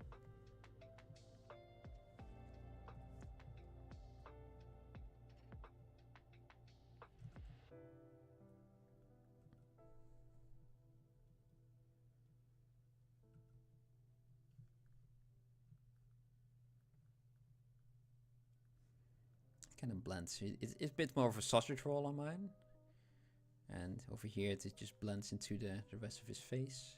So let's tone it down a bit and fill some of the parts up.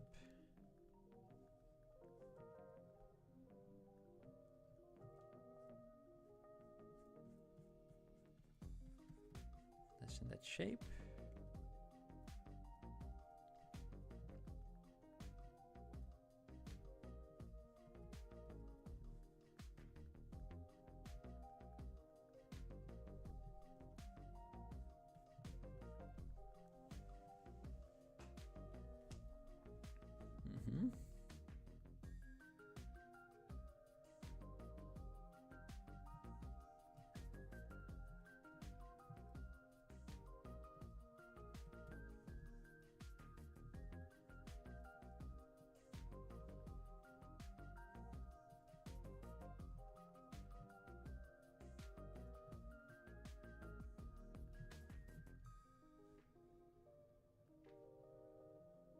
It's too high. Oh, move tool, thank you. I think the eyelid should be a little bit lower, but it should just start still here.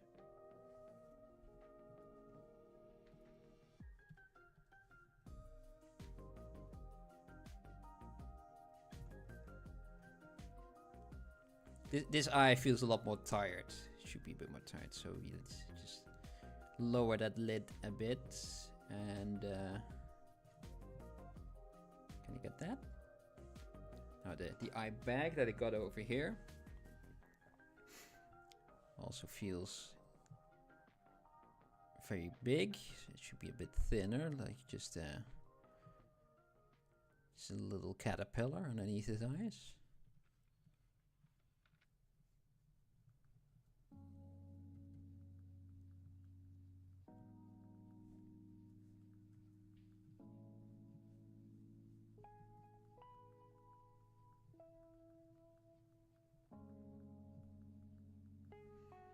Use the standard tool just to create a little sausage over here.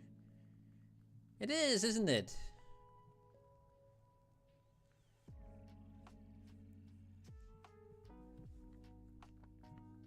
I really like these sculpts. It's I feel like I'm getting somewhere without having to do all the heavy lifting.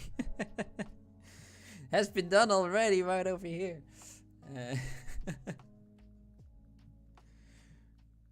But it's also good exercise, right? It feels like it, at least. There's probably some sort of a teacher or a mentor out there like, nah, this is definitely not something you should do at all, but I'm having fun.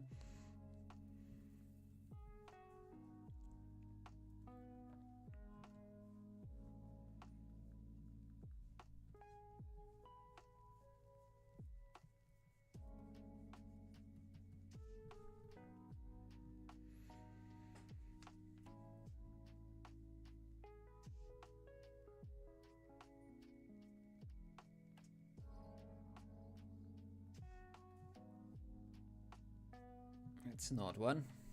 And that nose is it's wonky already. Again. That should be a bit more like that. And a bit more out over here as well.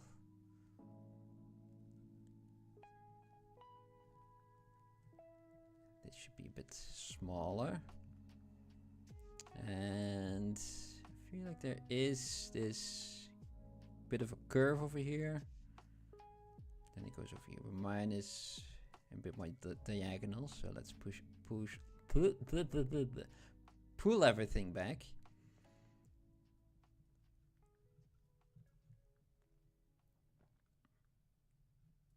And there.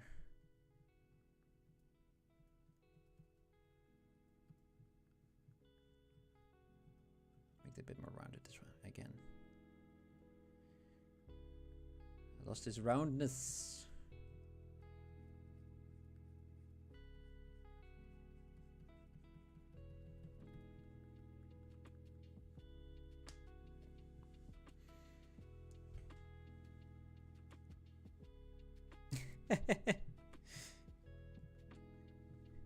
It happens sometimes, doesn't it?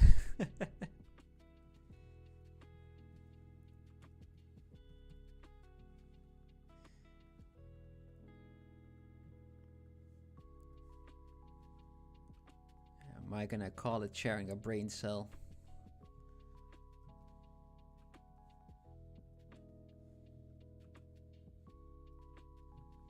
So it might also help that we've been friends for a very long time now. So already kind of know what the other one is thinking most of the time, or think the same thing at the same time.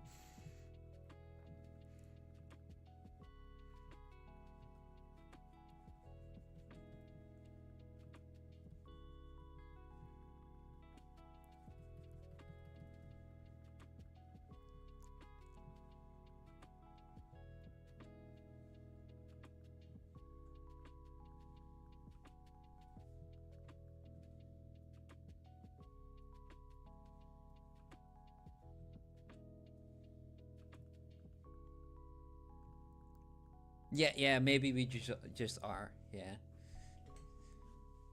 We don't look as the same, but we're brain clones. That's kind of that's how it works as well, right? Or maybe we're just like the fates from Greek mythos, is right? Mythos. But then with just a single brain cell, just drooling somewhere in a cave, like, it's my turn with the brain cell now. Give it to me. No, it's my turn with the brain cell. Instead of sharing the eye that they have, right?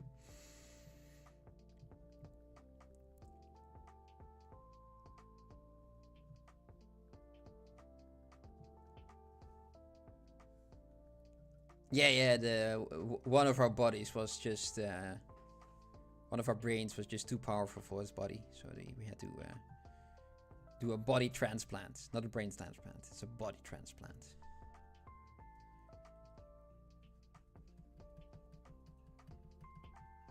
The brain was fine.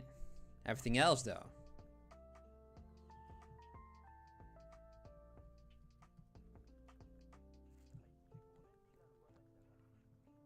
It's like changing your oil for the car, but then you keep the oil and change the car.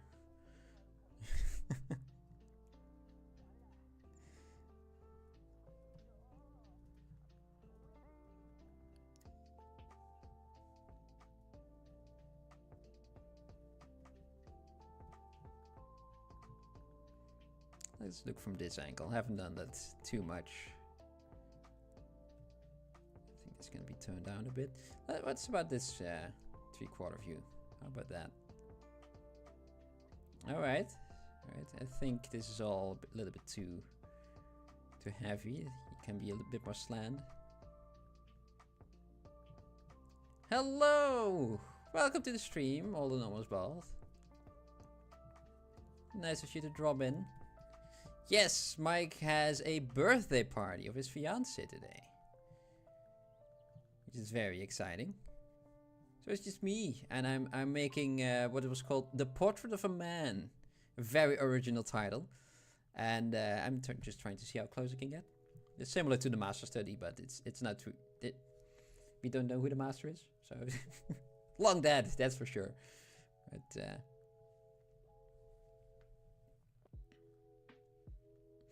I do have my friendly neighborhood cucumber with me tonight. That is true.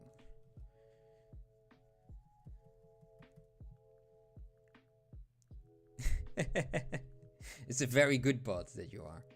Thank you for being.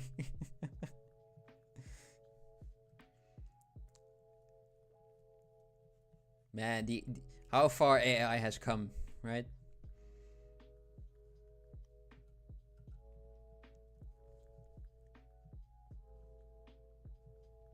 First it came for our art, now it comes for our viewers as well. Changing everything. Everything is AI now.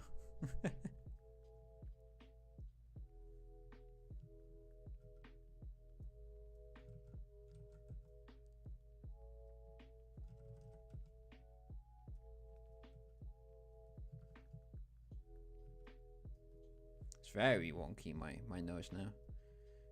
It's that, and I think it missed some volume here, some clarity. Yeah, you see, there we got that nostril. I don't have that, but now though, now I do have that, and I'm a little bit more happy because of it.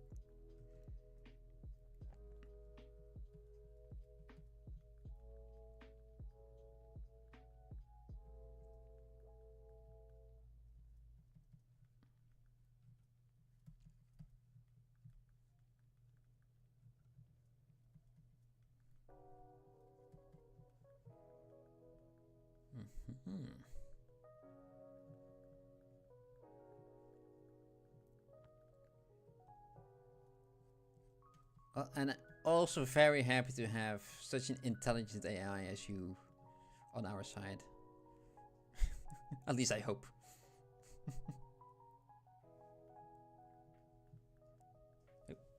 saving again.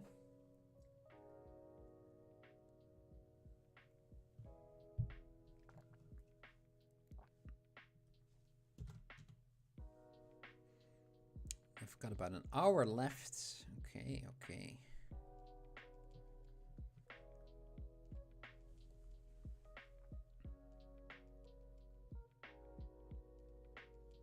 My nose feels a bit flat. So I need some more volume over here. Oh, that's way too much volume. Oh, come on. Let's go over here and go back. And now my pressure works again. Okie doke.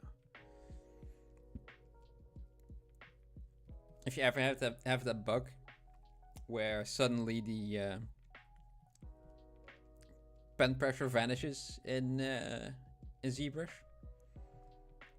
all of a sudden everything is like a 100% strength, right?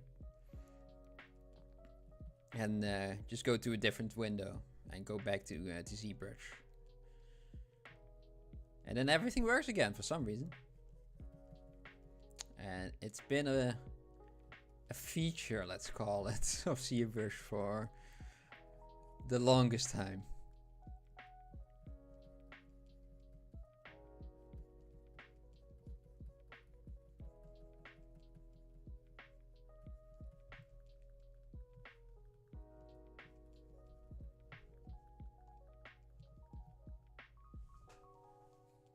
Let's zoom out even more so.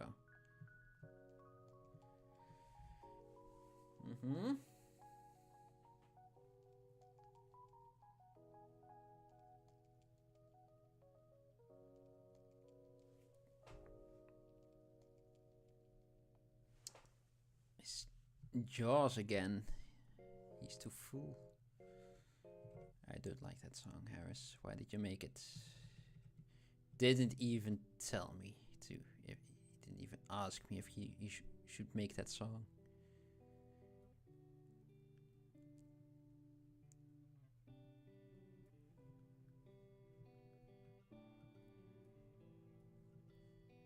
Just with every push and pull, it gets closer and closer. The nose left it that more. Yeah, it's maybe here, right? You mean? Like. Oh, Mike's here. Hello.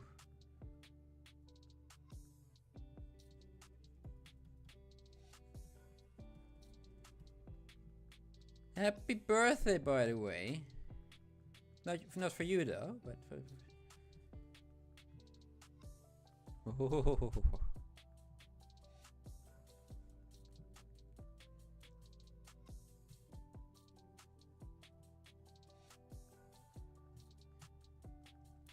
You told me today why you didn't come, and I didn't even start with birthday greetings for the birthday gal.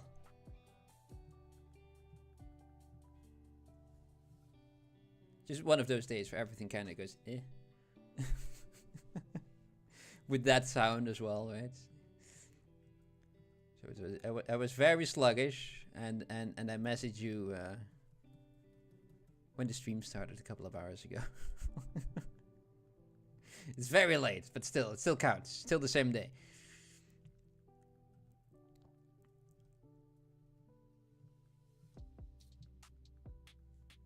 But I like this guy. It's a very bland guy. Just a normal guy. Very asymmetrical, especially how his eyes are. His mouth is ever so slightly less Tobey Maguire now. It has been for a very long time. But a very Tobey Maguire-esque mouth. That's the terminology of it, right? And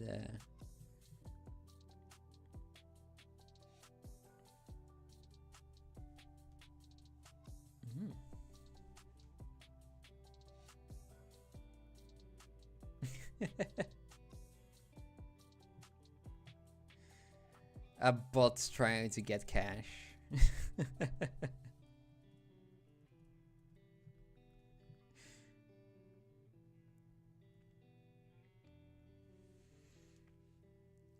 it's a Dutch thing to congratulate non-birthday people with someone's birthday. Is it? Oh yeah, by the way, happy birthday with the guy you know. Yeah, maybe. Yeah. I didn't know it was a Dutch thing though.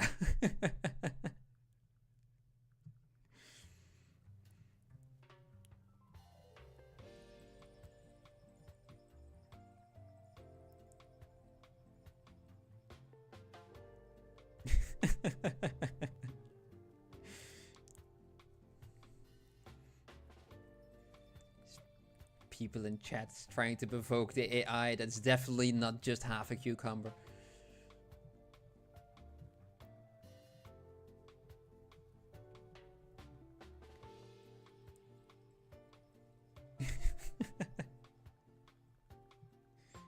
Oh yeah, by the way, isn't this person wish you a happy birthday? Like, do I know this guy? Nope. Still happy for your birthday though.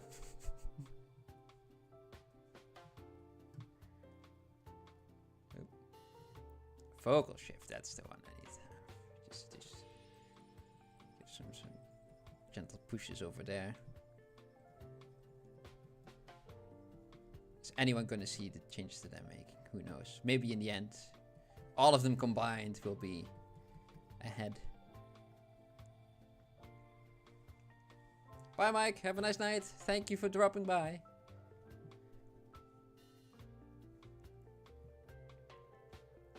Oh, maybe it's the other 50%. It's a ghost. Ooh. I should check the previous streams that we have, just to make a list of what all the other 50% could be, because I kind of lost track at this point.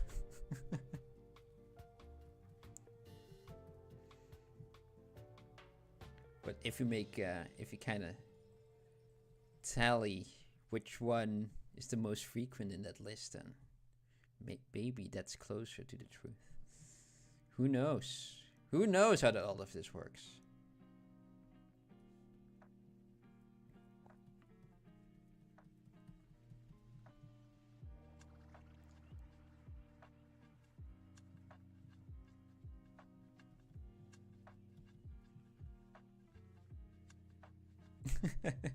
%50 cucumber, 5,000% something else.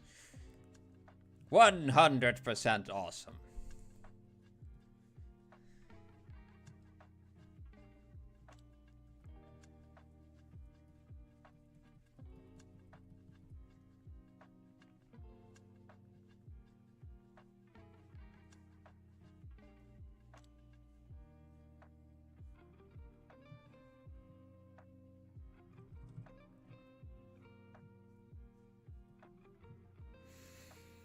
Maybe start working on this doodling his hair a bit more, or just the indication of it. It's very similar. I don't think I want to make it his hair 100% as well, but just the same shape would be nice, right? Like in this direction, it kind of starts over here, there. I've got a couple of them that go over here.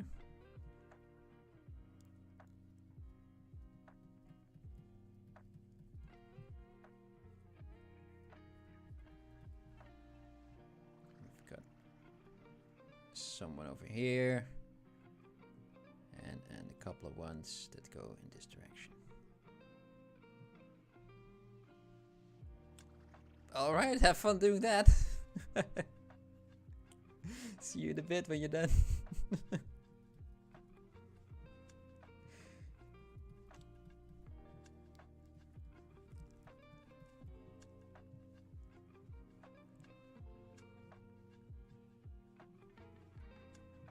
Let me just go to the brush settings and go to these. No, surface. No, the depth. No, it's not. Curve. And pan curve. And make it a little bit more of a of this. Yeah. A bit more like that over here.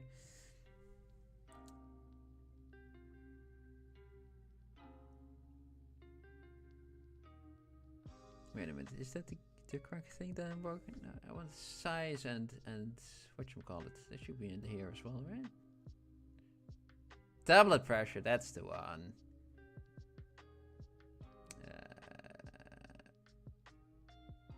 Curve. Let's put this one back to default. There. And I want to have the size. And just make that a bit of a curve like that. And the intensity as well. A bit more like that. And now when I do this, they're a little bit more swoopy. So we can go small. And let's emphasize it a bit more, especially on the size one. I feel like.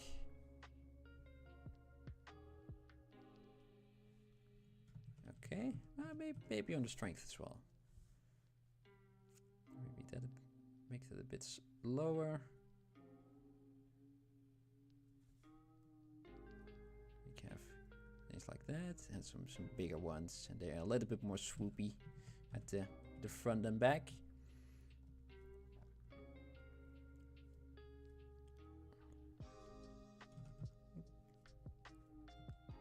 Just because we can. They're a little bit more pointy now compared to the very square ones that I had before. I think that's just a bit nicer. Let's see if we can do a similar thing over here, even though I'm going to remove it.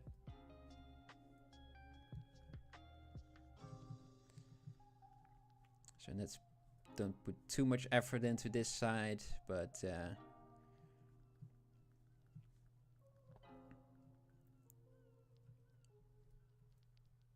then we've got over there and over there. There's a lot of sausage rolls going over his head.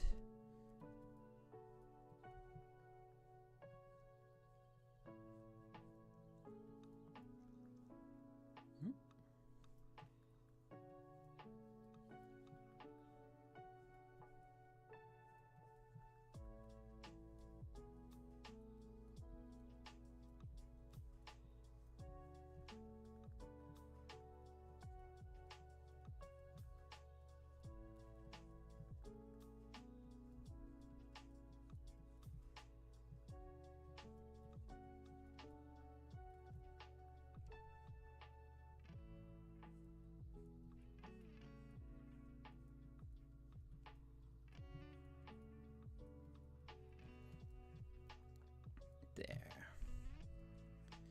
And kind of starting from the outside and going inwards, and that's why I can immediately layer the rest of the locks on top of the other ones.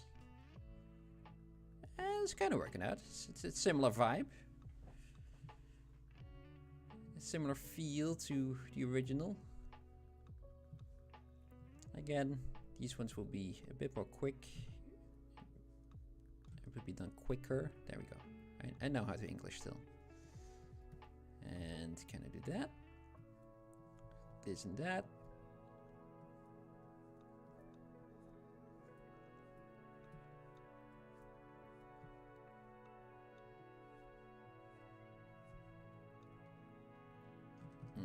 Let's undo that a bit.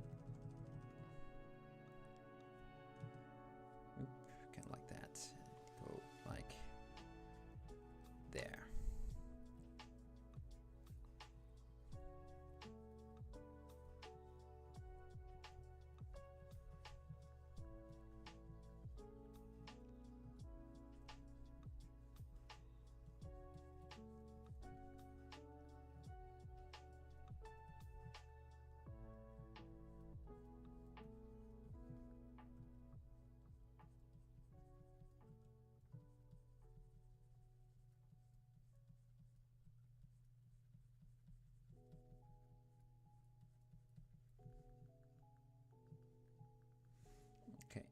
Kind of done with that, and let's put those back again to the default. And now my brush behaves normally again.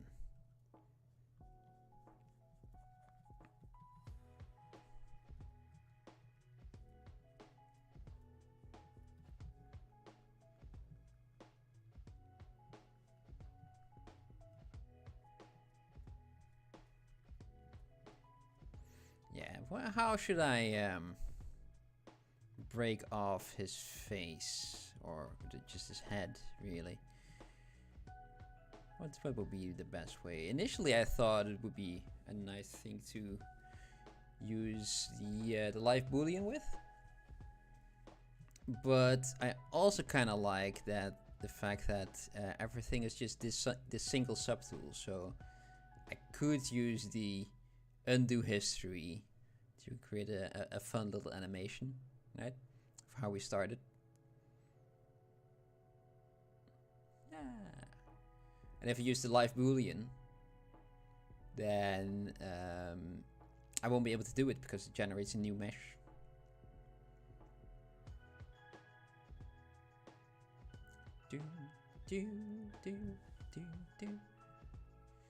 Also has a bit more of a bit of an egg on top of his head, doesn't he? Let's noodle a little bit more. Let's just go back to our brush settings again.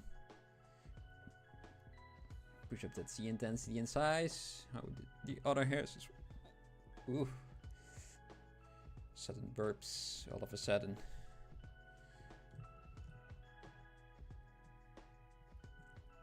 Let's give him some more layers of hair over here to create that egg shape on top of it.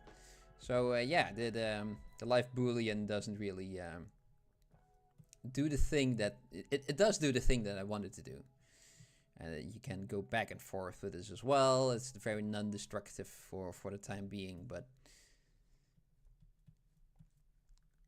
for the final result, I think it would be quite fun to see if I can make that little animation.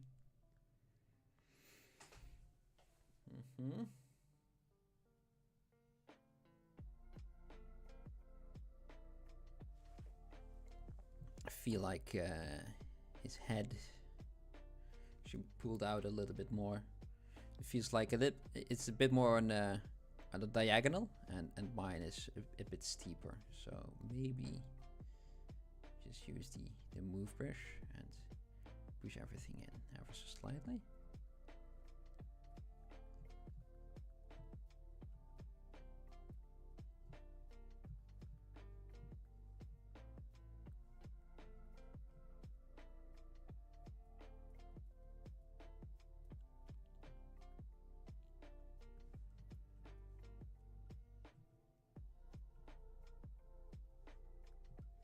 Use the standard brush, nice and big, so we just push everything in.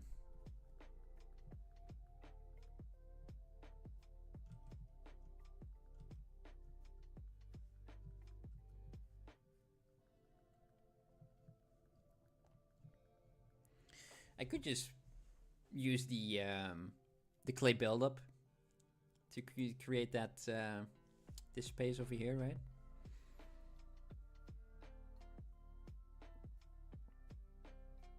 But I feel like I need a better way. So maybe I can. What if I look over here? Over there. Maybe just the. What if the slicing tools will help, right? Trim curve lasso. What about this? Does it? Oh, the other way. Thank you. It kind of does a lot already, doesn't it?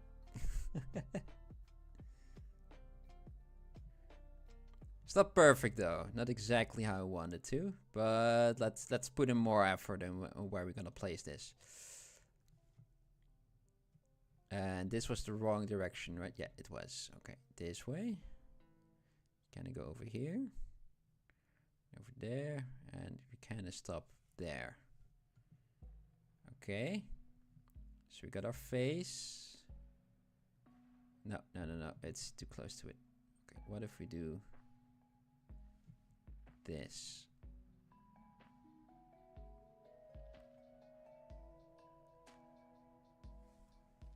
Oh, wrong thing. What?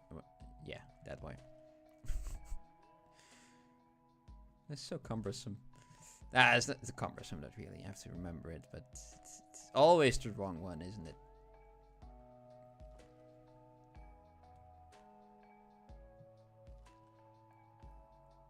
Okay, maybe I can change that with just some clay brushing.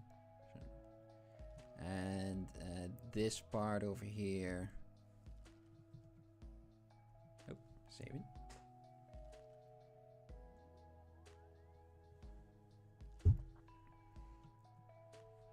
Yep, that's the one I want. That's the direction I need to have. And then we go this direction. Oh, that's fun. It's a bit more.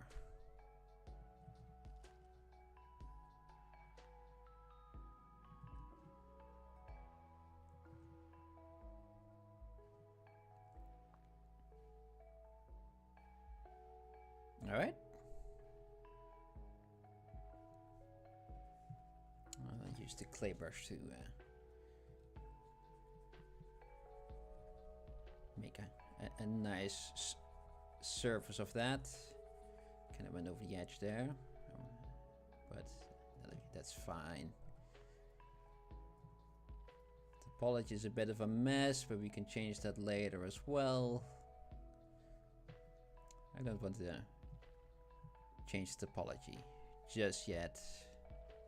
I feel like I need to eventually, right?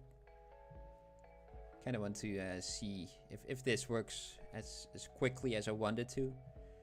Then I can use that the other 40 minutes that we have just to give this guy a little bit more polish. Because shape-wise, I think we're pretty much there. But I would like to give him the things like the bits that he has, that the stone has as well. Not maybe all that much detail like it's in here, but just the face. It's kind of maybe the eyes could be a little more clearer, a bit more crisp. That corner of the eye is a bit of a mess, and you know, things like that. Now let's just go to a different song. I don't like that one either.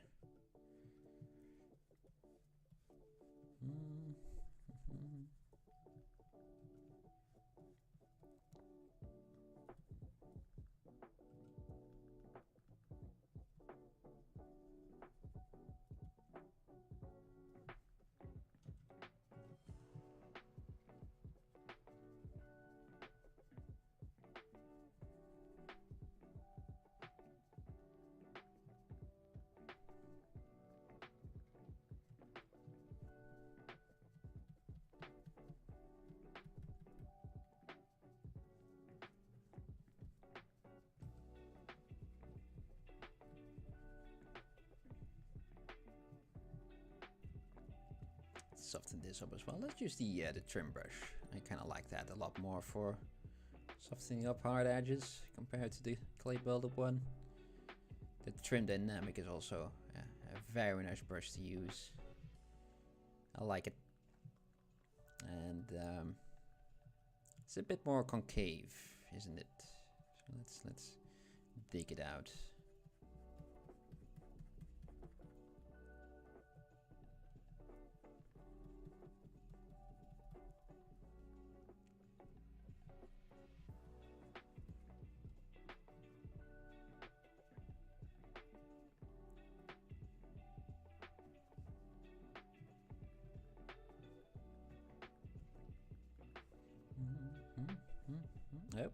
Nope, that one. Yeah, I got through all my brushes, but I got there.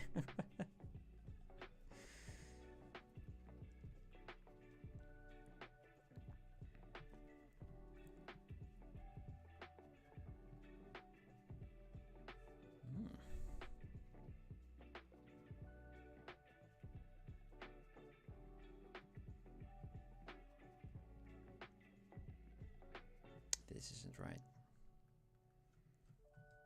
See if I can push that down a bit.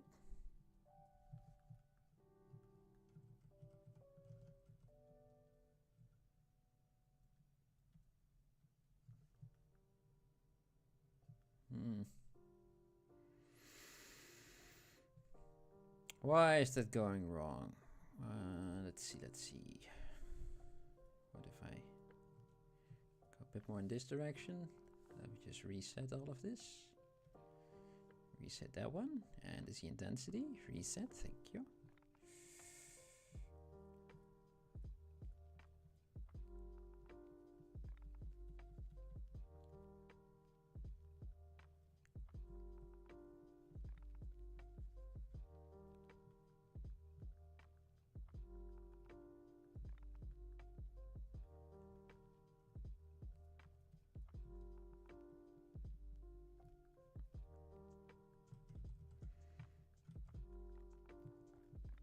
Maybe the upper lip needs to be a bit thicker as well. So let's scoot it up ever so slightly.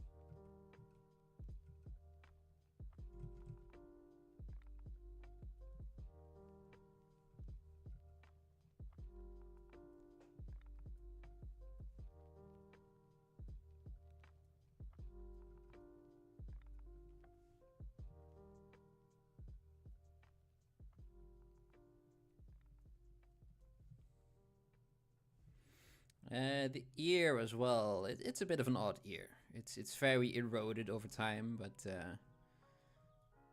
let's see if we could just give it some semblance of that shape.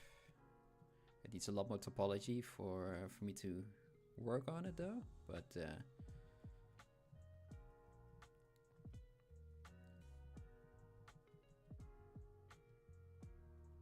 still want to keep it ear shaped.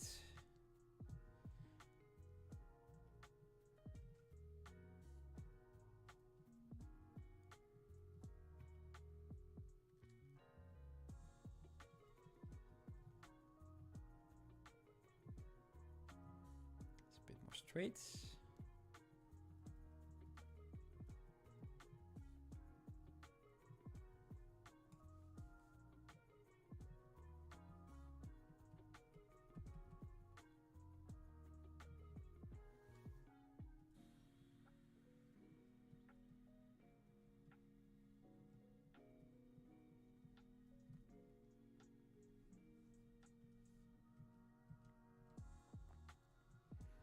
Should go up, shouldn't it?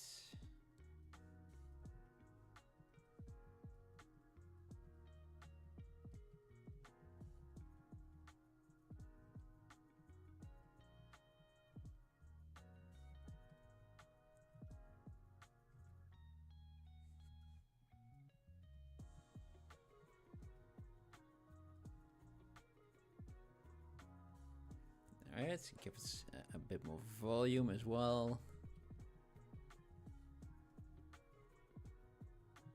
Ooh, that's quite a lot of volume, isn't it?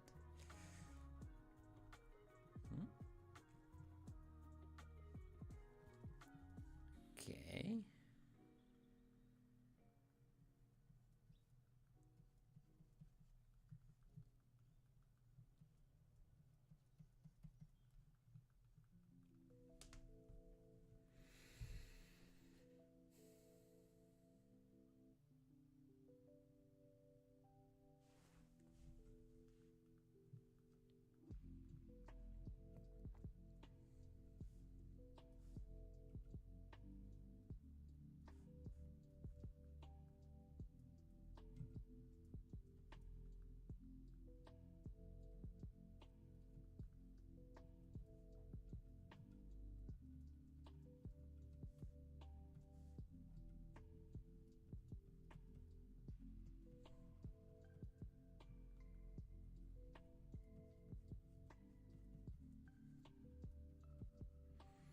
Bit of a dent in there.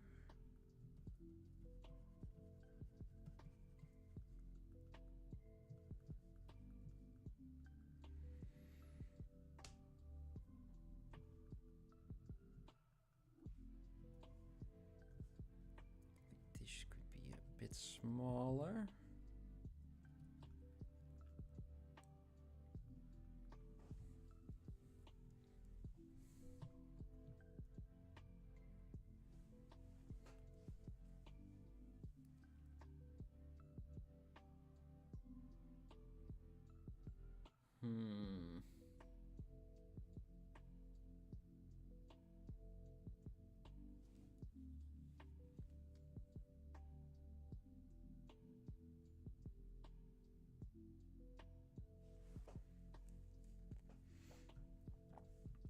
This area over here, maybe also a bit more volume. Very gently.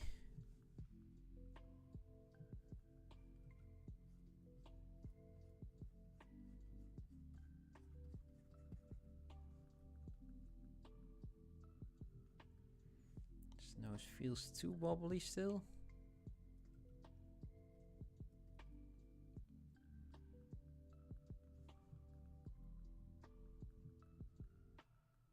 All right. How does this side look? I think we can give him a bit less here, a bit like there. This area over here should have more shadow.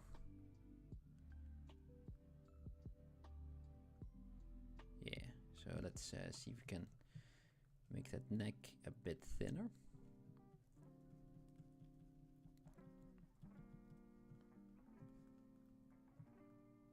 Yeah, that already helped quite a lot. Just a slight change. That's nice. And over here it kind of blends into each other.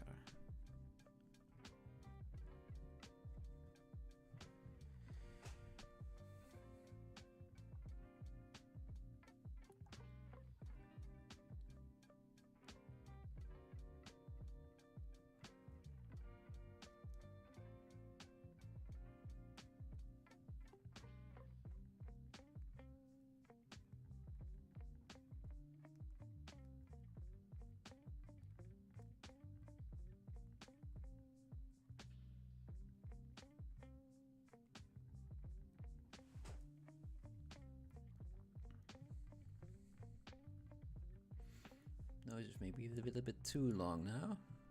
Push it up again. And maybe I should push it in a bit more as well. It's a bit more vertical instead of diagonal.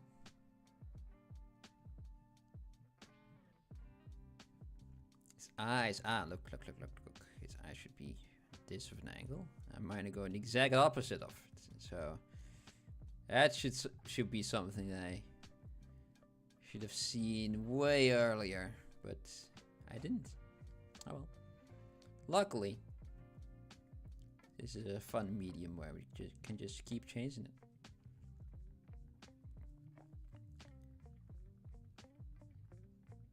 Hello, Mr. Poopy Scoopy. Welcome back. Welcome back. I saw my mistake that has been bothering me. The eyes aren't going in the wrong diagonal. So let's push those back and pull those out. I just did the other side already. Ah, thank you. Also did the side of his face or lack of it. And now going through the final bits. I got half an hour left. Okay. This after this, I think should go remesh it and see if we can add a little bit more fun stuff like the bits and things in there. I clean it up a bit more. Yeah, I like it. It's with every little push and pull, we get closer to where we want to be. So it's quite nice.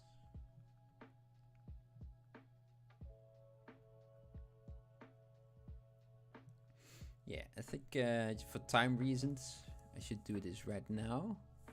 Half an hour only. And if I do this now, it will be more than enough. So let's make a point where we can Dynamesh to from for project history. Go to my remesh. Takes a minute. Okay. That is some horror topology, but I think it will work. 1, 2. Let's do another one. Project history. There we go. We have a little bit nicer topology. And we have also, hopefully, a bit more detail. Yeah, it's a bit more. I think that will be enough.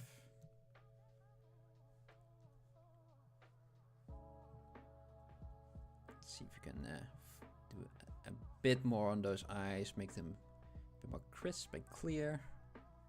Clean, even. Maybe a word you could use for it.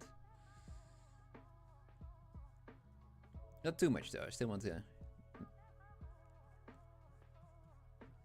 be a bit rough around the edges.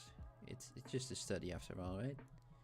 I like the very clean look where, you know, you use the pinch tool a lot and just go over here like there and shoot over there and a bit this, you know, like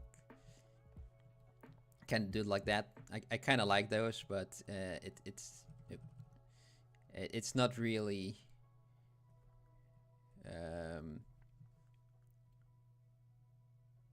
yeah, it's closer to getting to like the David, which is very clean and smooth, and this guy is all a bit bruised up and rough, maybe because of the scan as well, right? But yeah, I think this guy can be nice and rough.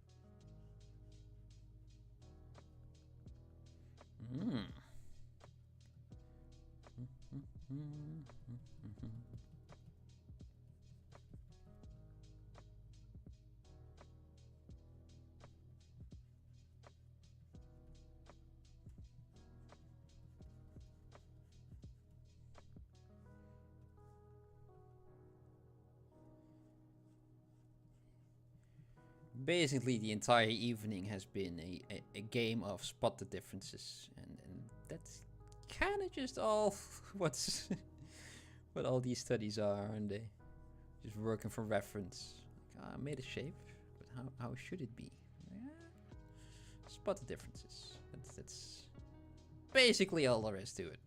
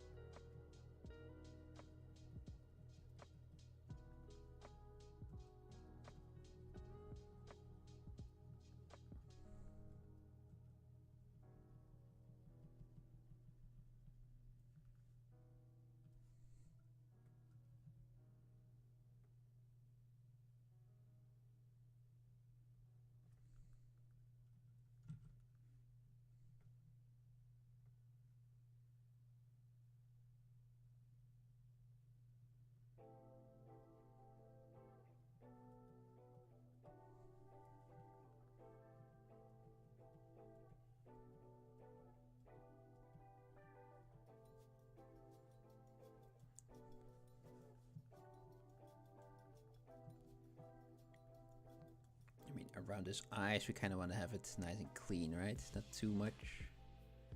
But I think that pinch brush really helped these two areas. The upper and lower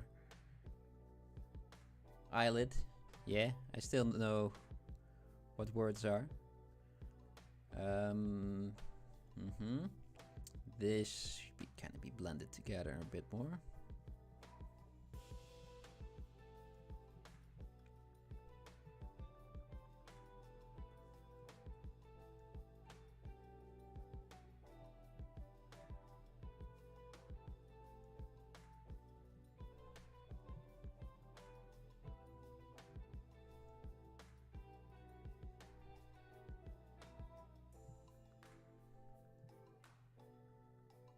Alright, let's go to the other one.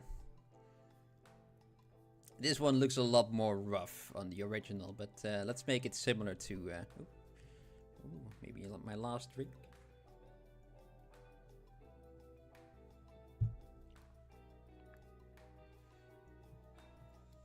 Let's make it similar quality to the other eye.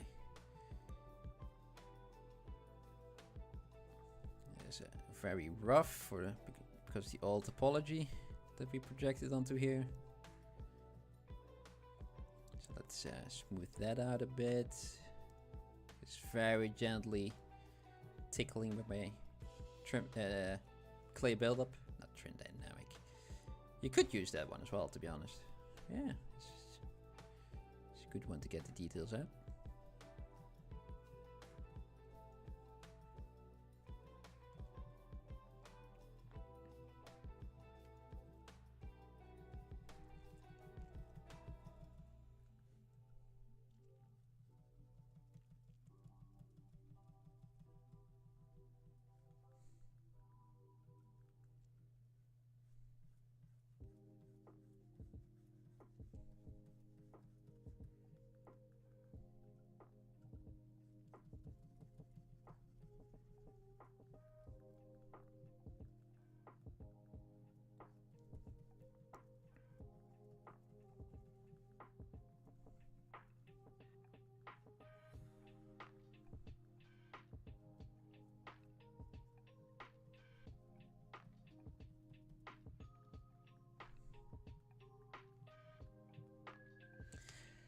I have no idea what the original art is made out of. Let me just see if I can see that on the link that I also posted in the description.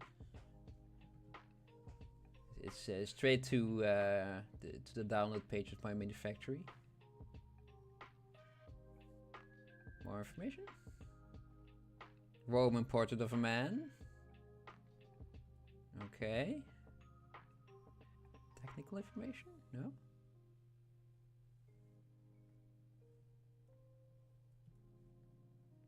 I have got no idea, but it could be some sort of a marvel. It looks white, so it's but I don't see any veins in it. It's very dirty.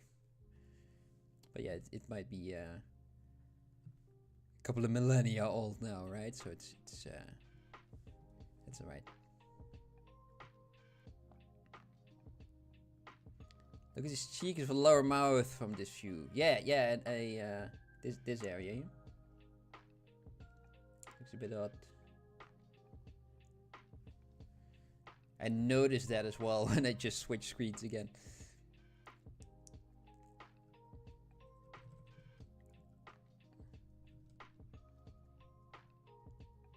At least this is the part I noticed. I hope that's the one you pointed out as well. He looked a bit fat compared to the other one from that angle.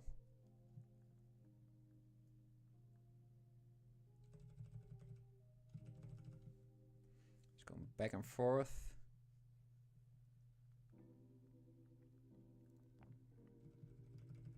This psychomatic bone corner of the mouth. Mm.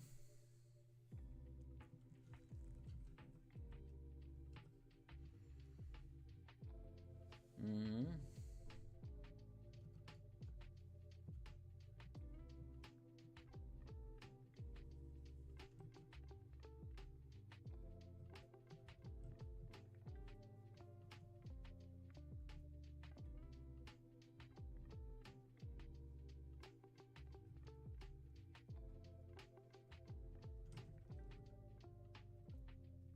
Yeah, it's a tricky one. I don't see it at the moment. Maybe in a bit. Who knows? Let's go back to that eye. Clean that up again. On the silhouette side.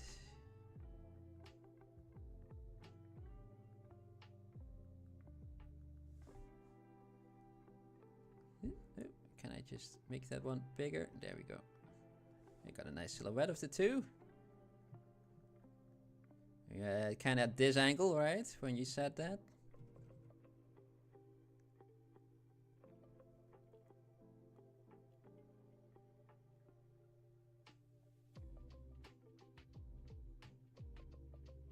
Oh, we also have this area over here. That's not really how it should be.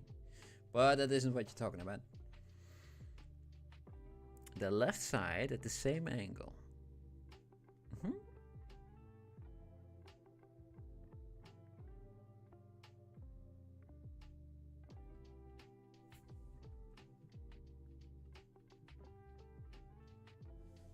Let's see the mouth over here. Should be a bit more inwards. It's a bit of a whatchamacallit, a bit of an overbite. Underbite is that's the one.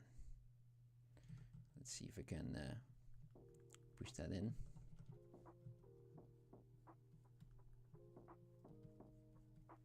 Without destroying the rest too much. That's maybe why I looked a bit more plump than I wanted to. Thank you very much. We got there in the end, didn't we?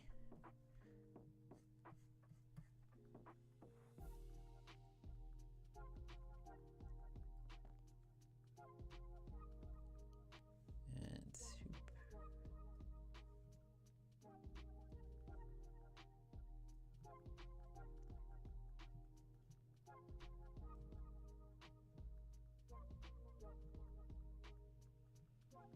Yeah. No, you're beautiful. Thank you very much, man.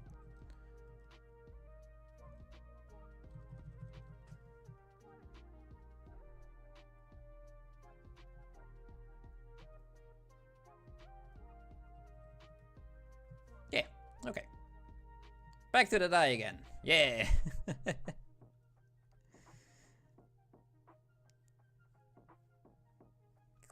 Clean this guy up nice and tidy.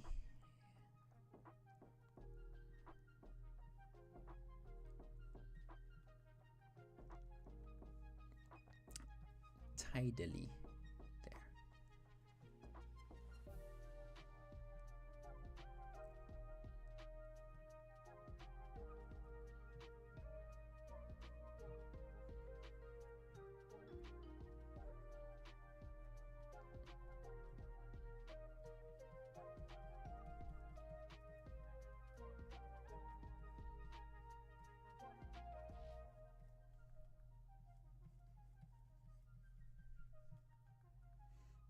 Just a pinch brush,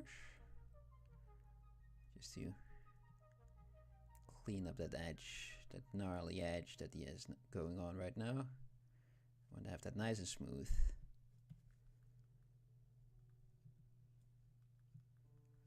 Okay, and over here as well.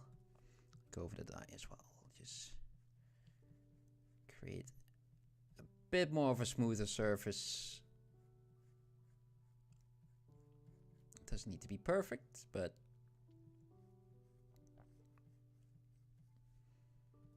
could be better than it is now.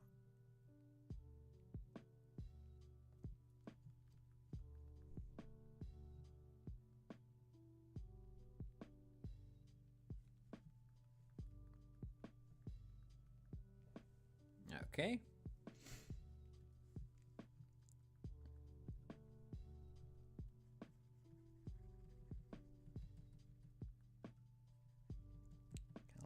This kind of goes over there.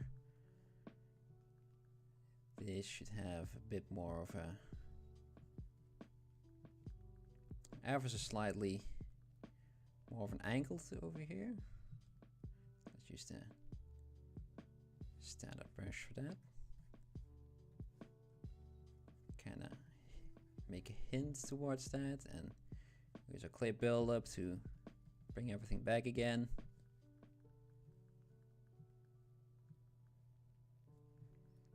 There's a bit of a bit in there, in here as well.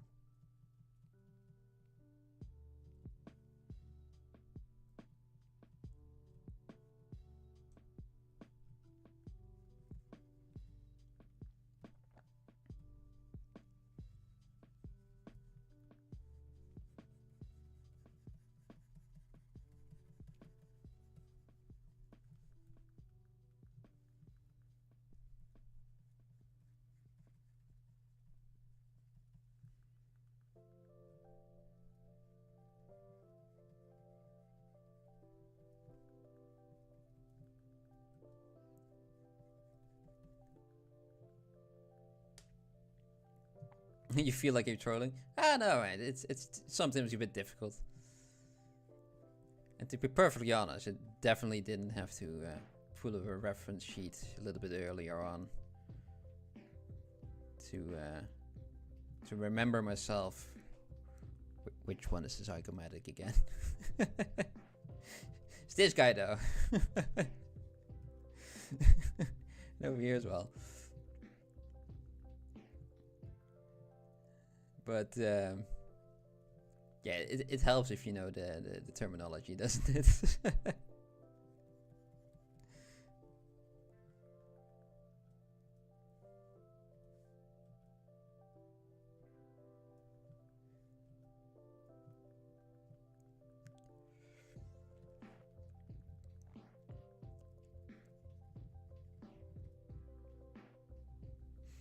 They are tricky. The names, yeah, it's some of them are just very wonderful names, like this Turnocleidomastoid, just like this very long, beautiful Scrabble word. The Gallia aponeurotica is also one of them. It's a good one, just rolls off the tongue, doesn't it? And then you got some very weird sounding ones like the platysma. It just sounds disgusting, to be perfectly honest. And some of them are very clear, very how do you call it? Descriptive of their position or their function. Otherwise, just aren't. Gallia aponeurotica. That's the one. It's the it's not really a muscle, but it's the tendon that connects your frontalis over here and your lateralis over here, and it goes all the way over your skull. This is very thin sheet.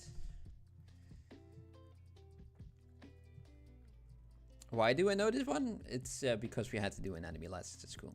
It's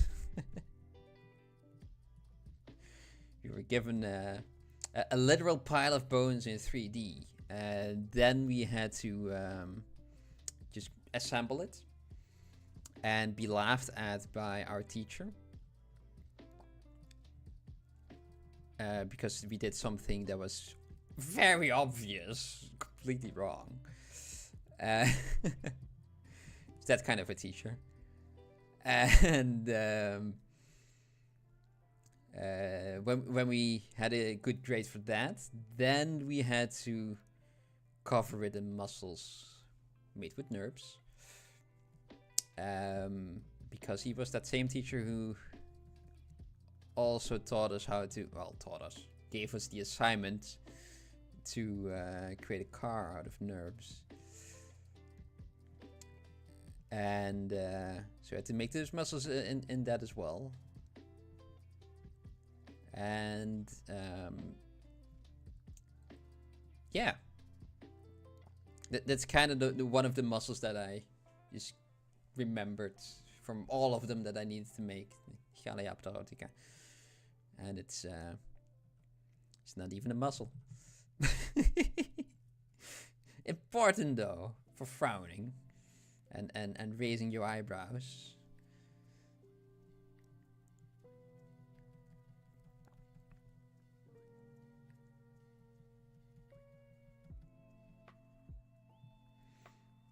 And I remember having a good grade for that as well, for that model, which is good because we also had a test for all the names, and I failed that one miserably. But I still had an 8 in the end, so it's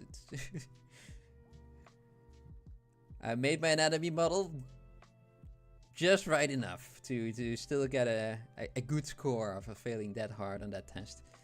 So it's that was nice. It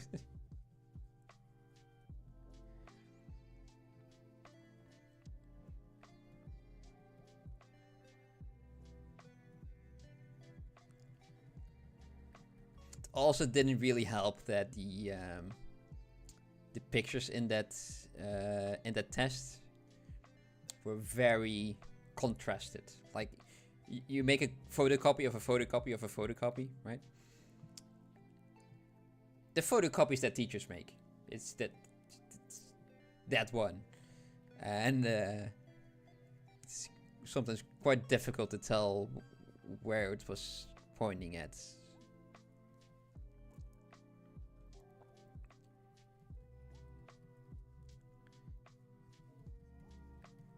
At least that's what I'm going to use as my excuse as well.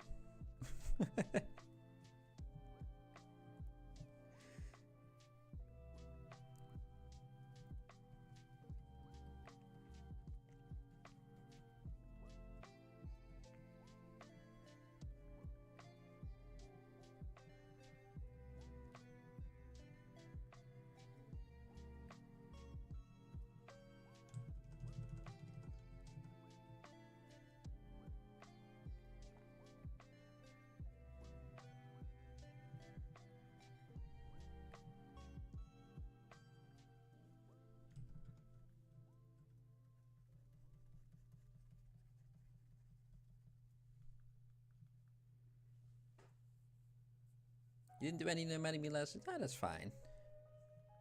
Oh. There's a bit over here.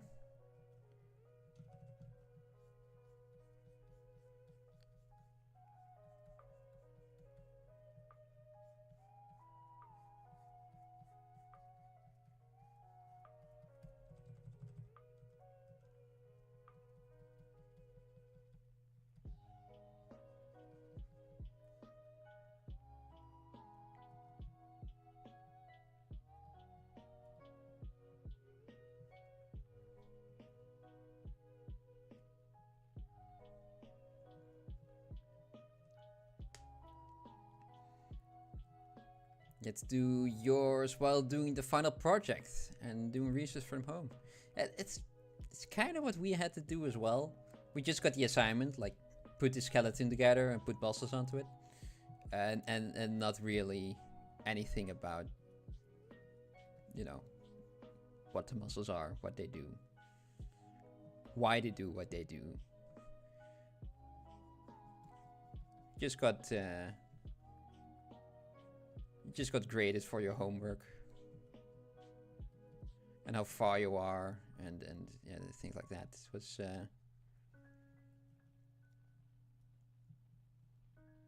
university, do it yourself university, really. So did it go to university to do all that? Yes. Am I self-taught? Also yes. It's a bit of a weird one.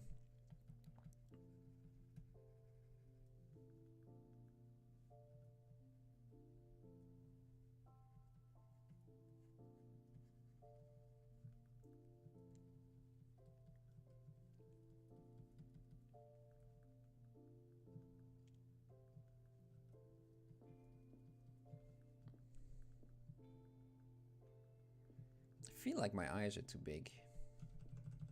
Yet again. It's a consistent problem that I have, isn't it? And maybe do that over here. That's a bit better.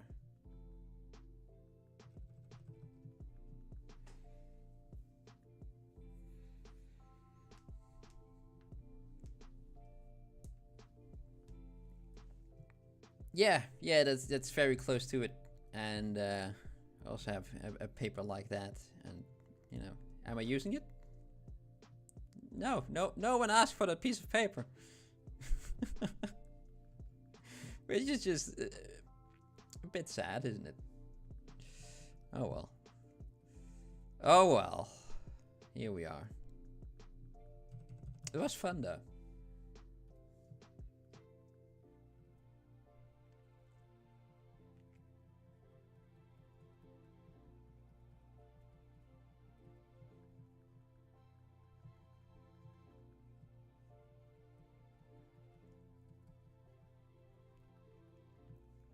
It's very early on. I already, it's within the same year, I had the idea like, oh, if I could just do everything over again completely from scratch, then I would have the best grades.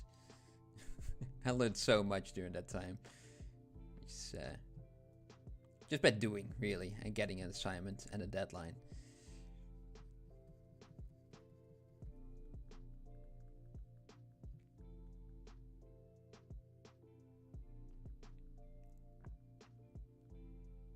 You got a job.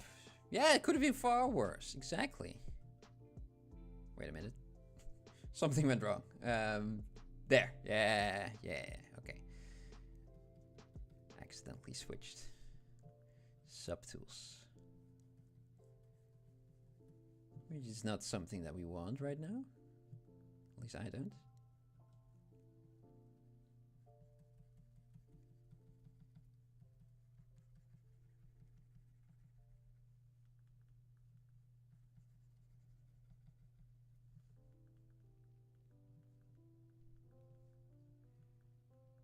And it's pretty much time already. Just wanted to look at the clock, but it's 11 o'clock.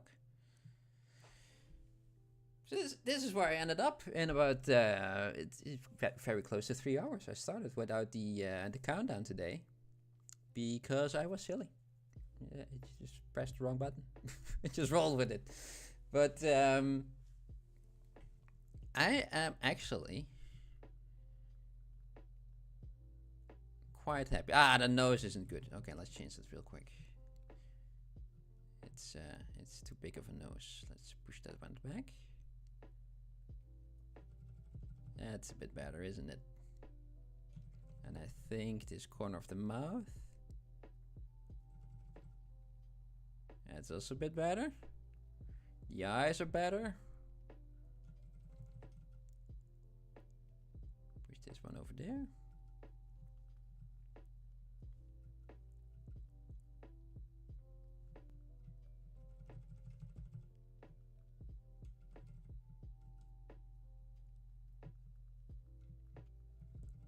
Yeah, and currently I use everything that I learned over the years and the previous studios that I worked for to create lamps out of cardboard. So it's still useful, even in different areas.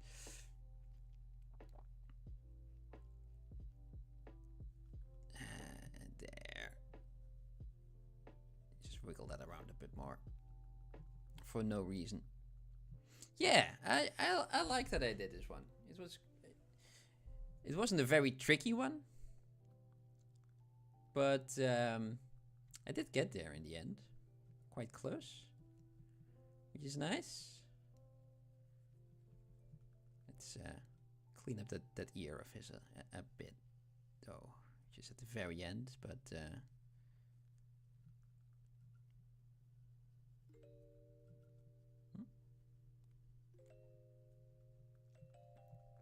Thank you very much. I'm quite happy with it.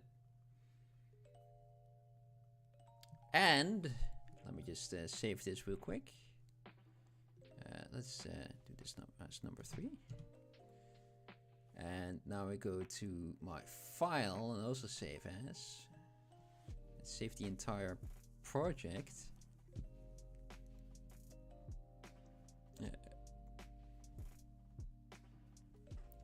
Portrait of a man.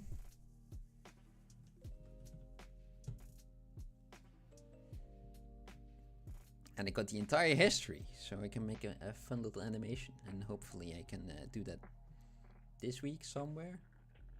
I hope I can do that, so we can go all the way back. Yeah. That's where we started.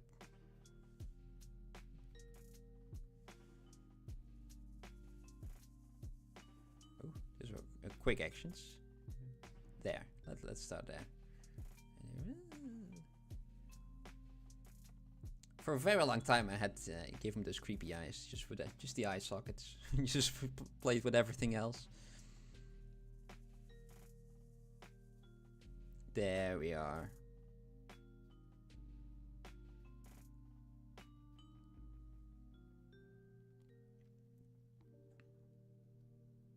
And wait a minute. At 9:30, around here, we were kind of like, "Oh, he's getting close." Look at him now.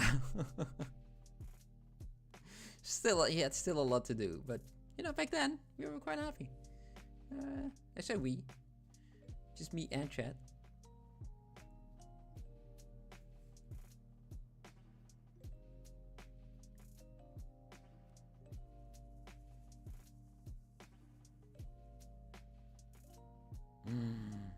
I see a thing that I don't like.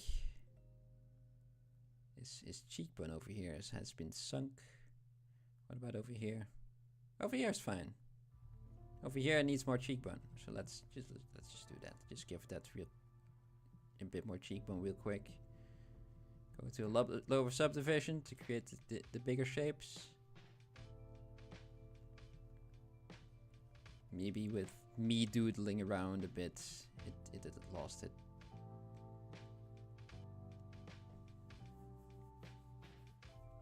Yeah, I think this should be enough. It's a quick fix, not the perfect fix, but it's better, way better than it was. Oh, that's okay. Sorry. I thought the zygomatic was the muscle over here. It's a cheekbone, isn't it?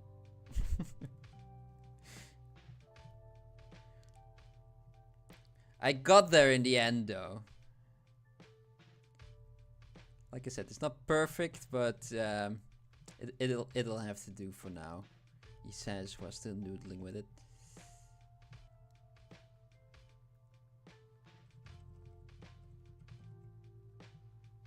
Oh, that nose! I feel like it's too big, isn't it? Ah, it's always at the very end that you want to make that you suddenly see everything. Maybe raise that up a bit as well.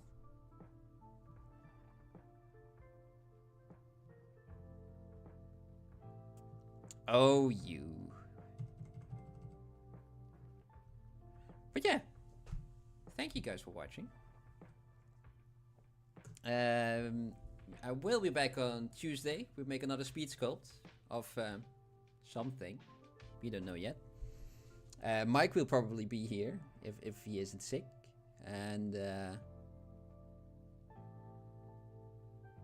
hey, get that? I got to show someone. Oh, yeah, definitely. I usually have that as well when rendering. Then you make your piece. You're okay, let's go. Let's render, and you literally see it in a different light. Like, oh wait, and there's a thing. Oh, and there's a thing, and there's a tangent line there, and let's get rid of it. And yeah, it takes a while. But yeah, thank you everyone for staying to the very end. And yeah, I'll see you back on Tuesday. Goodbye.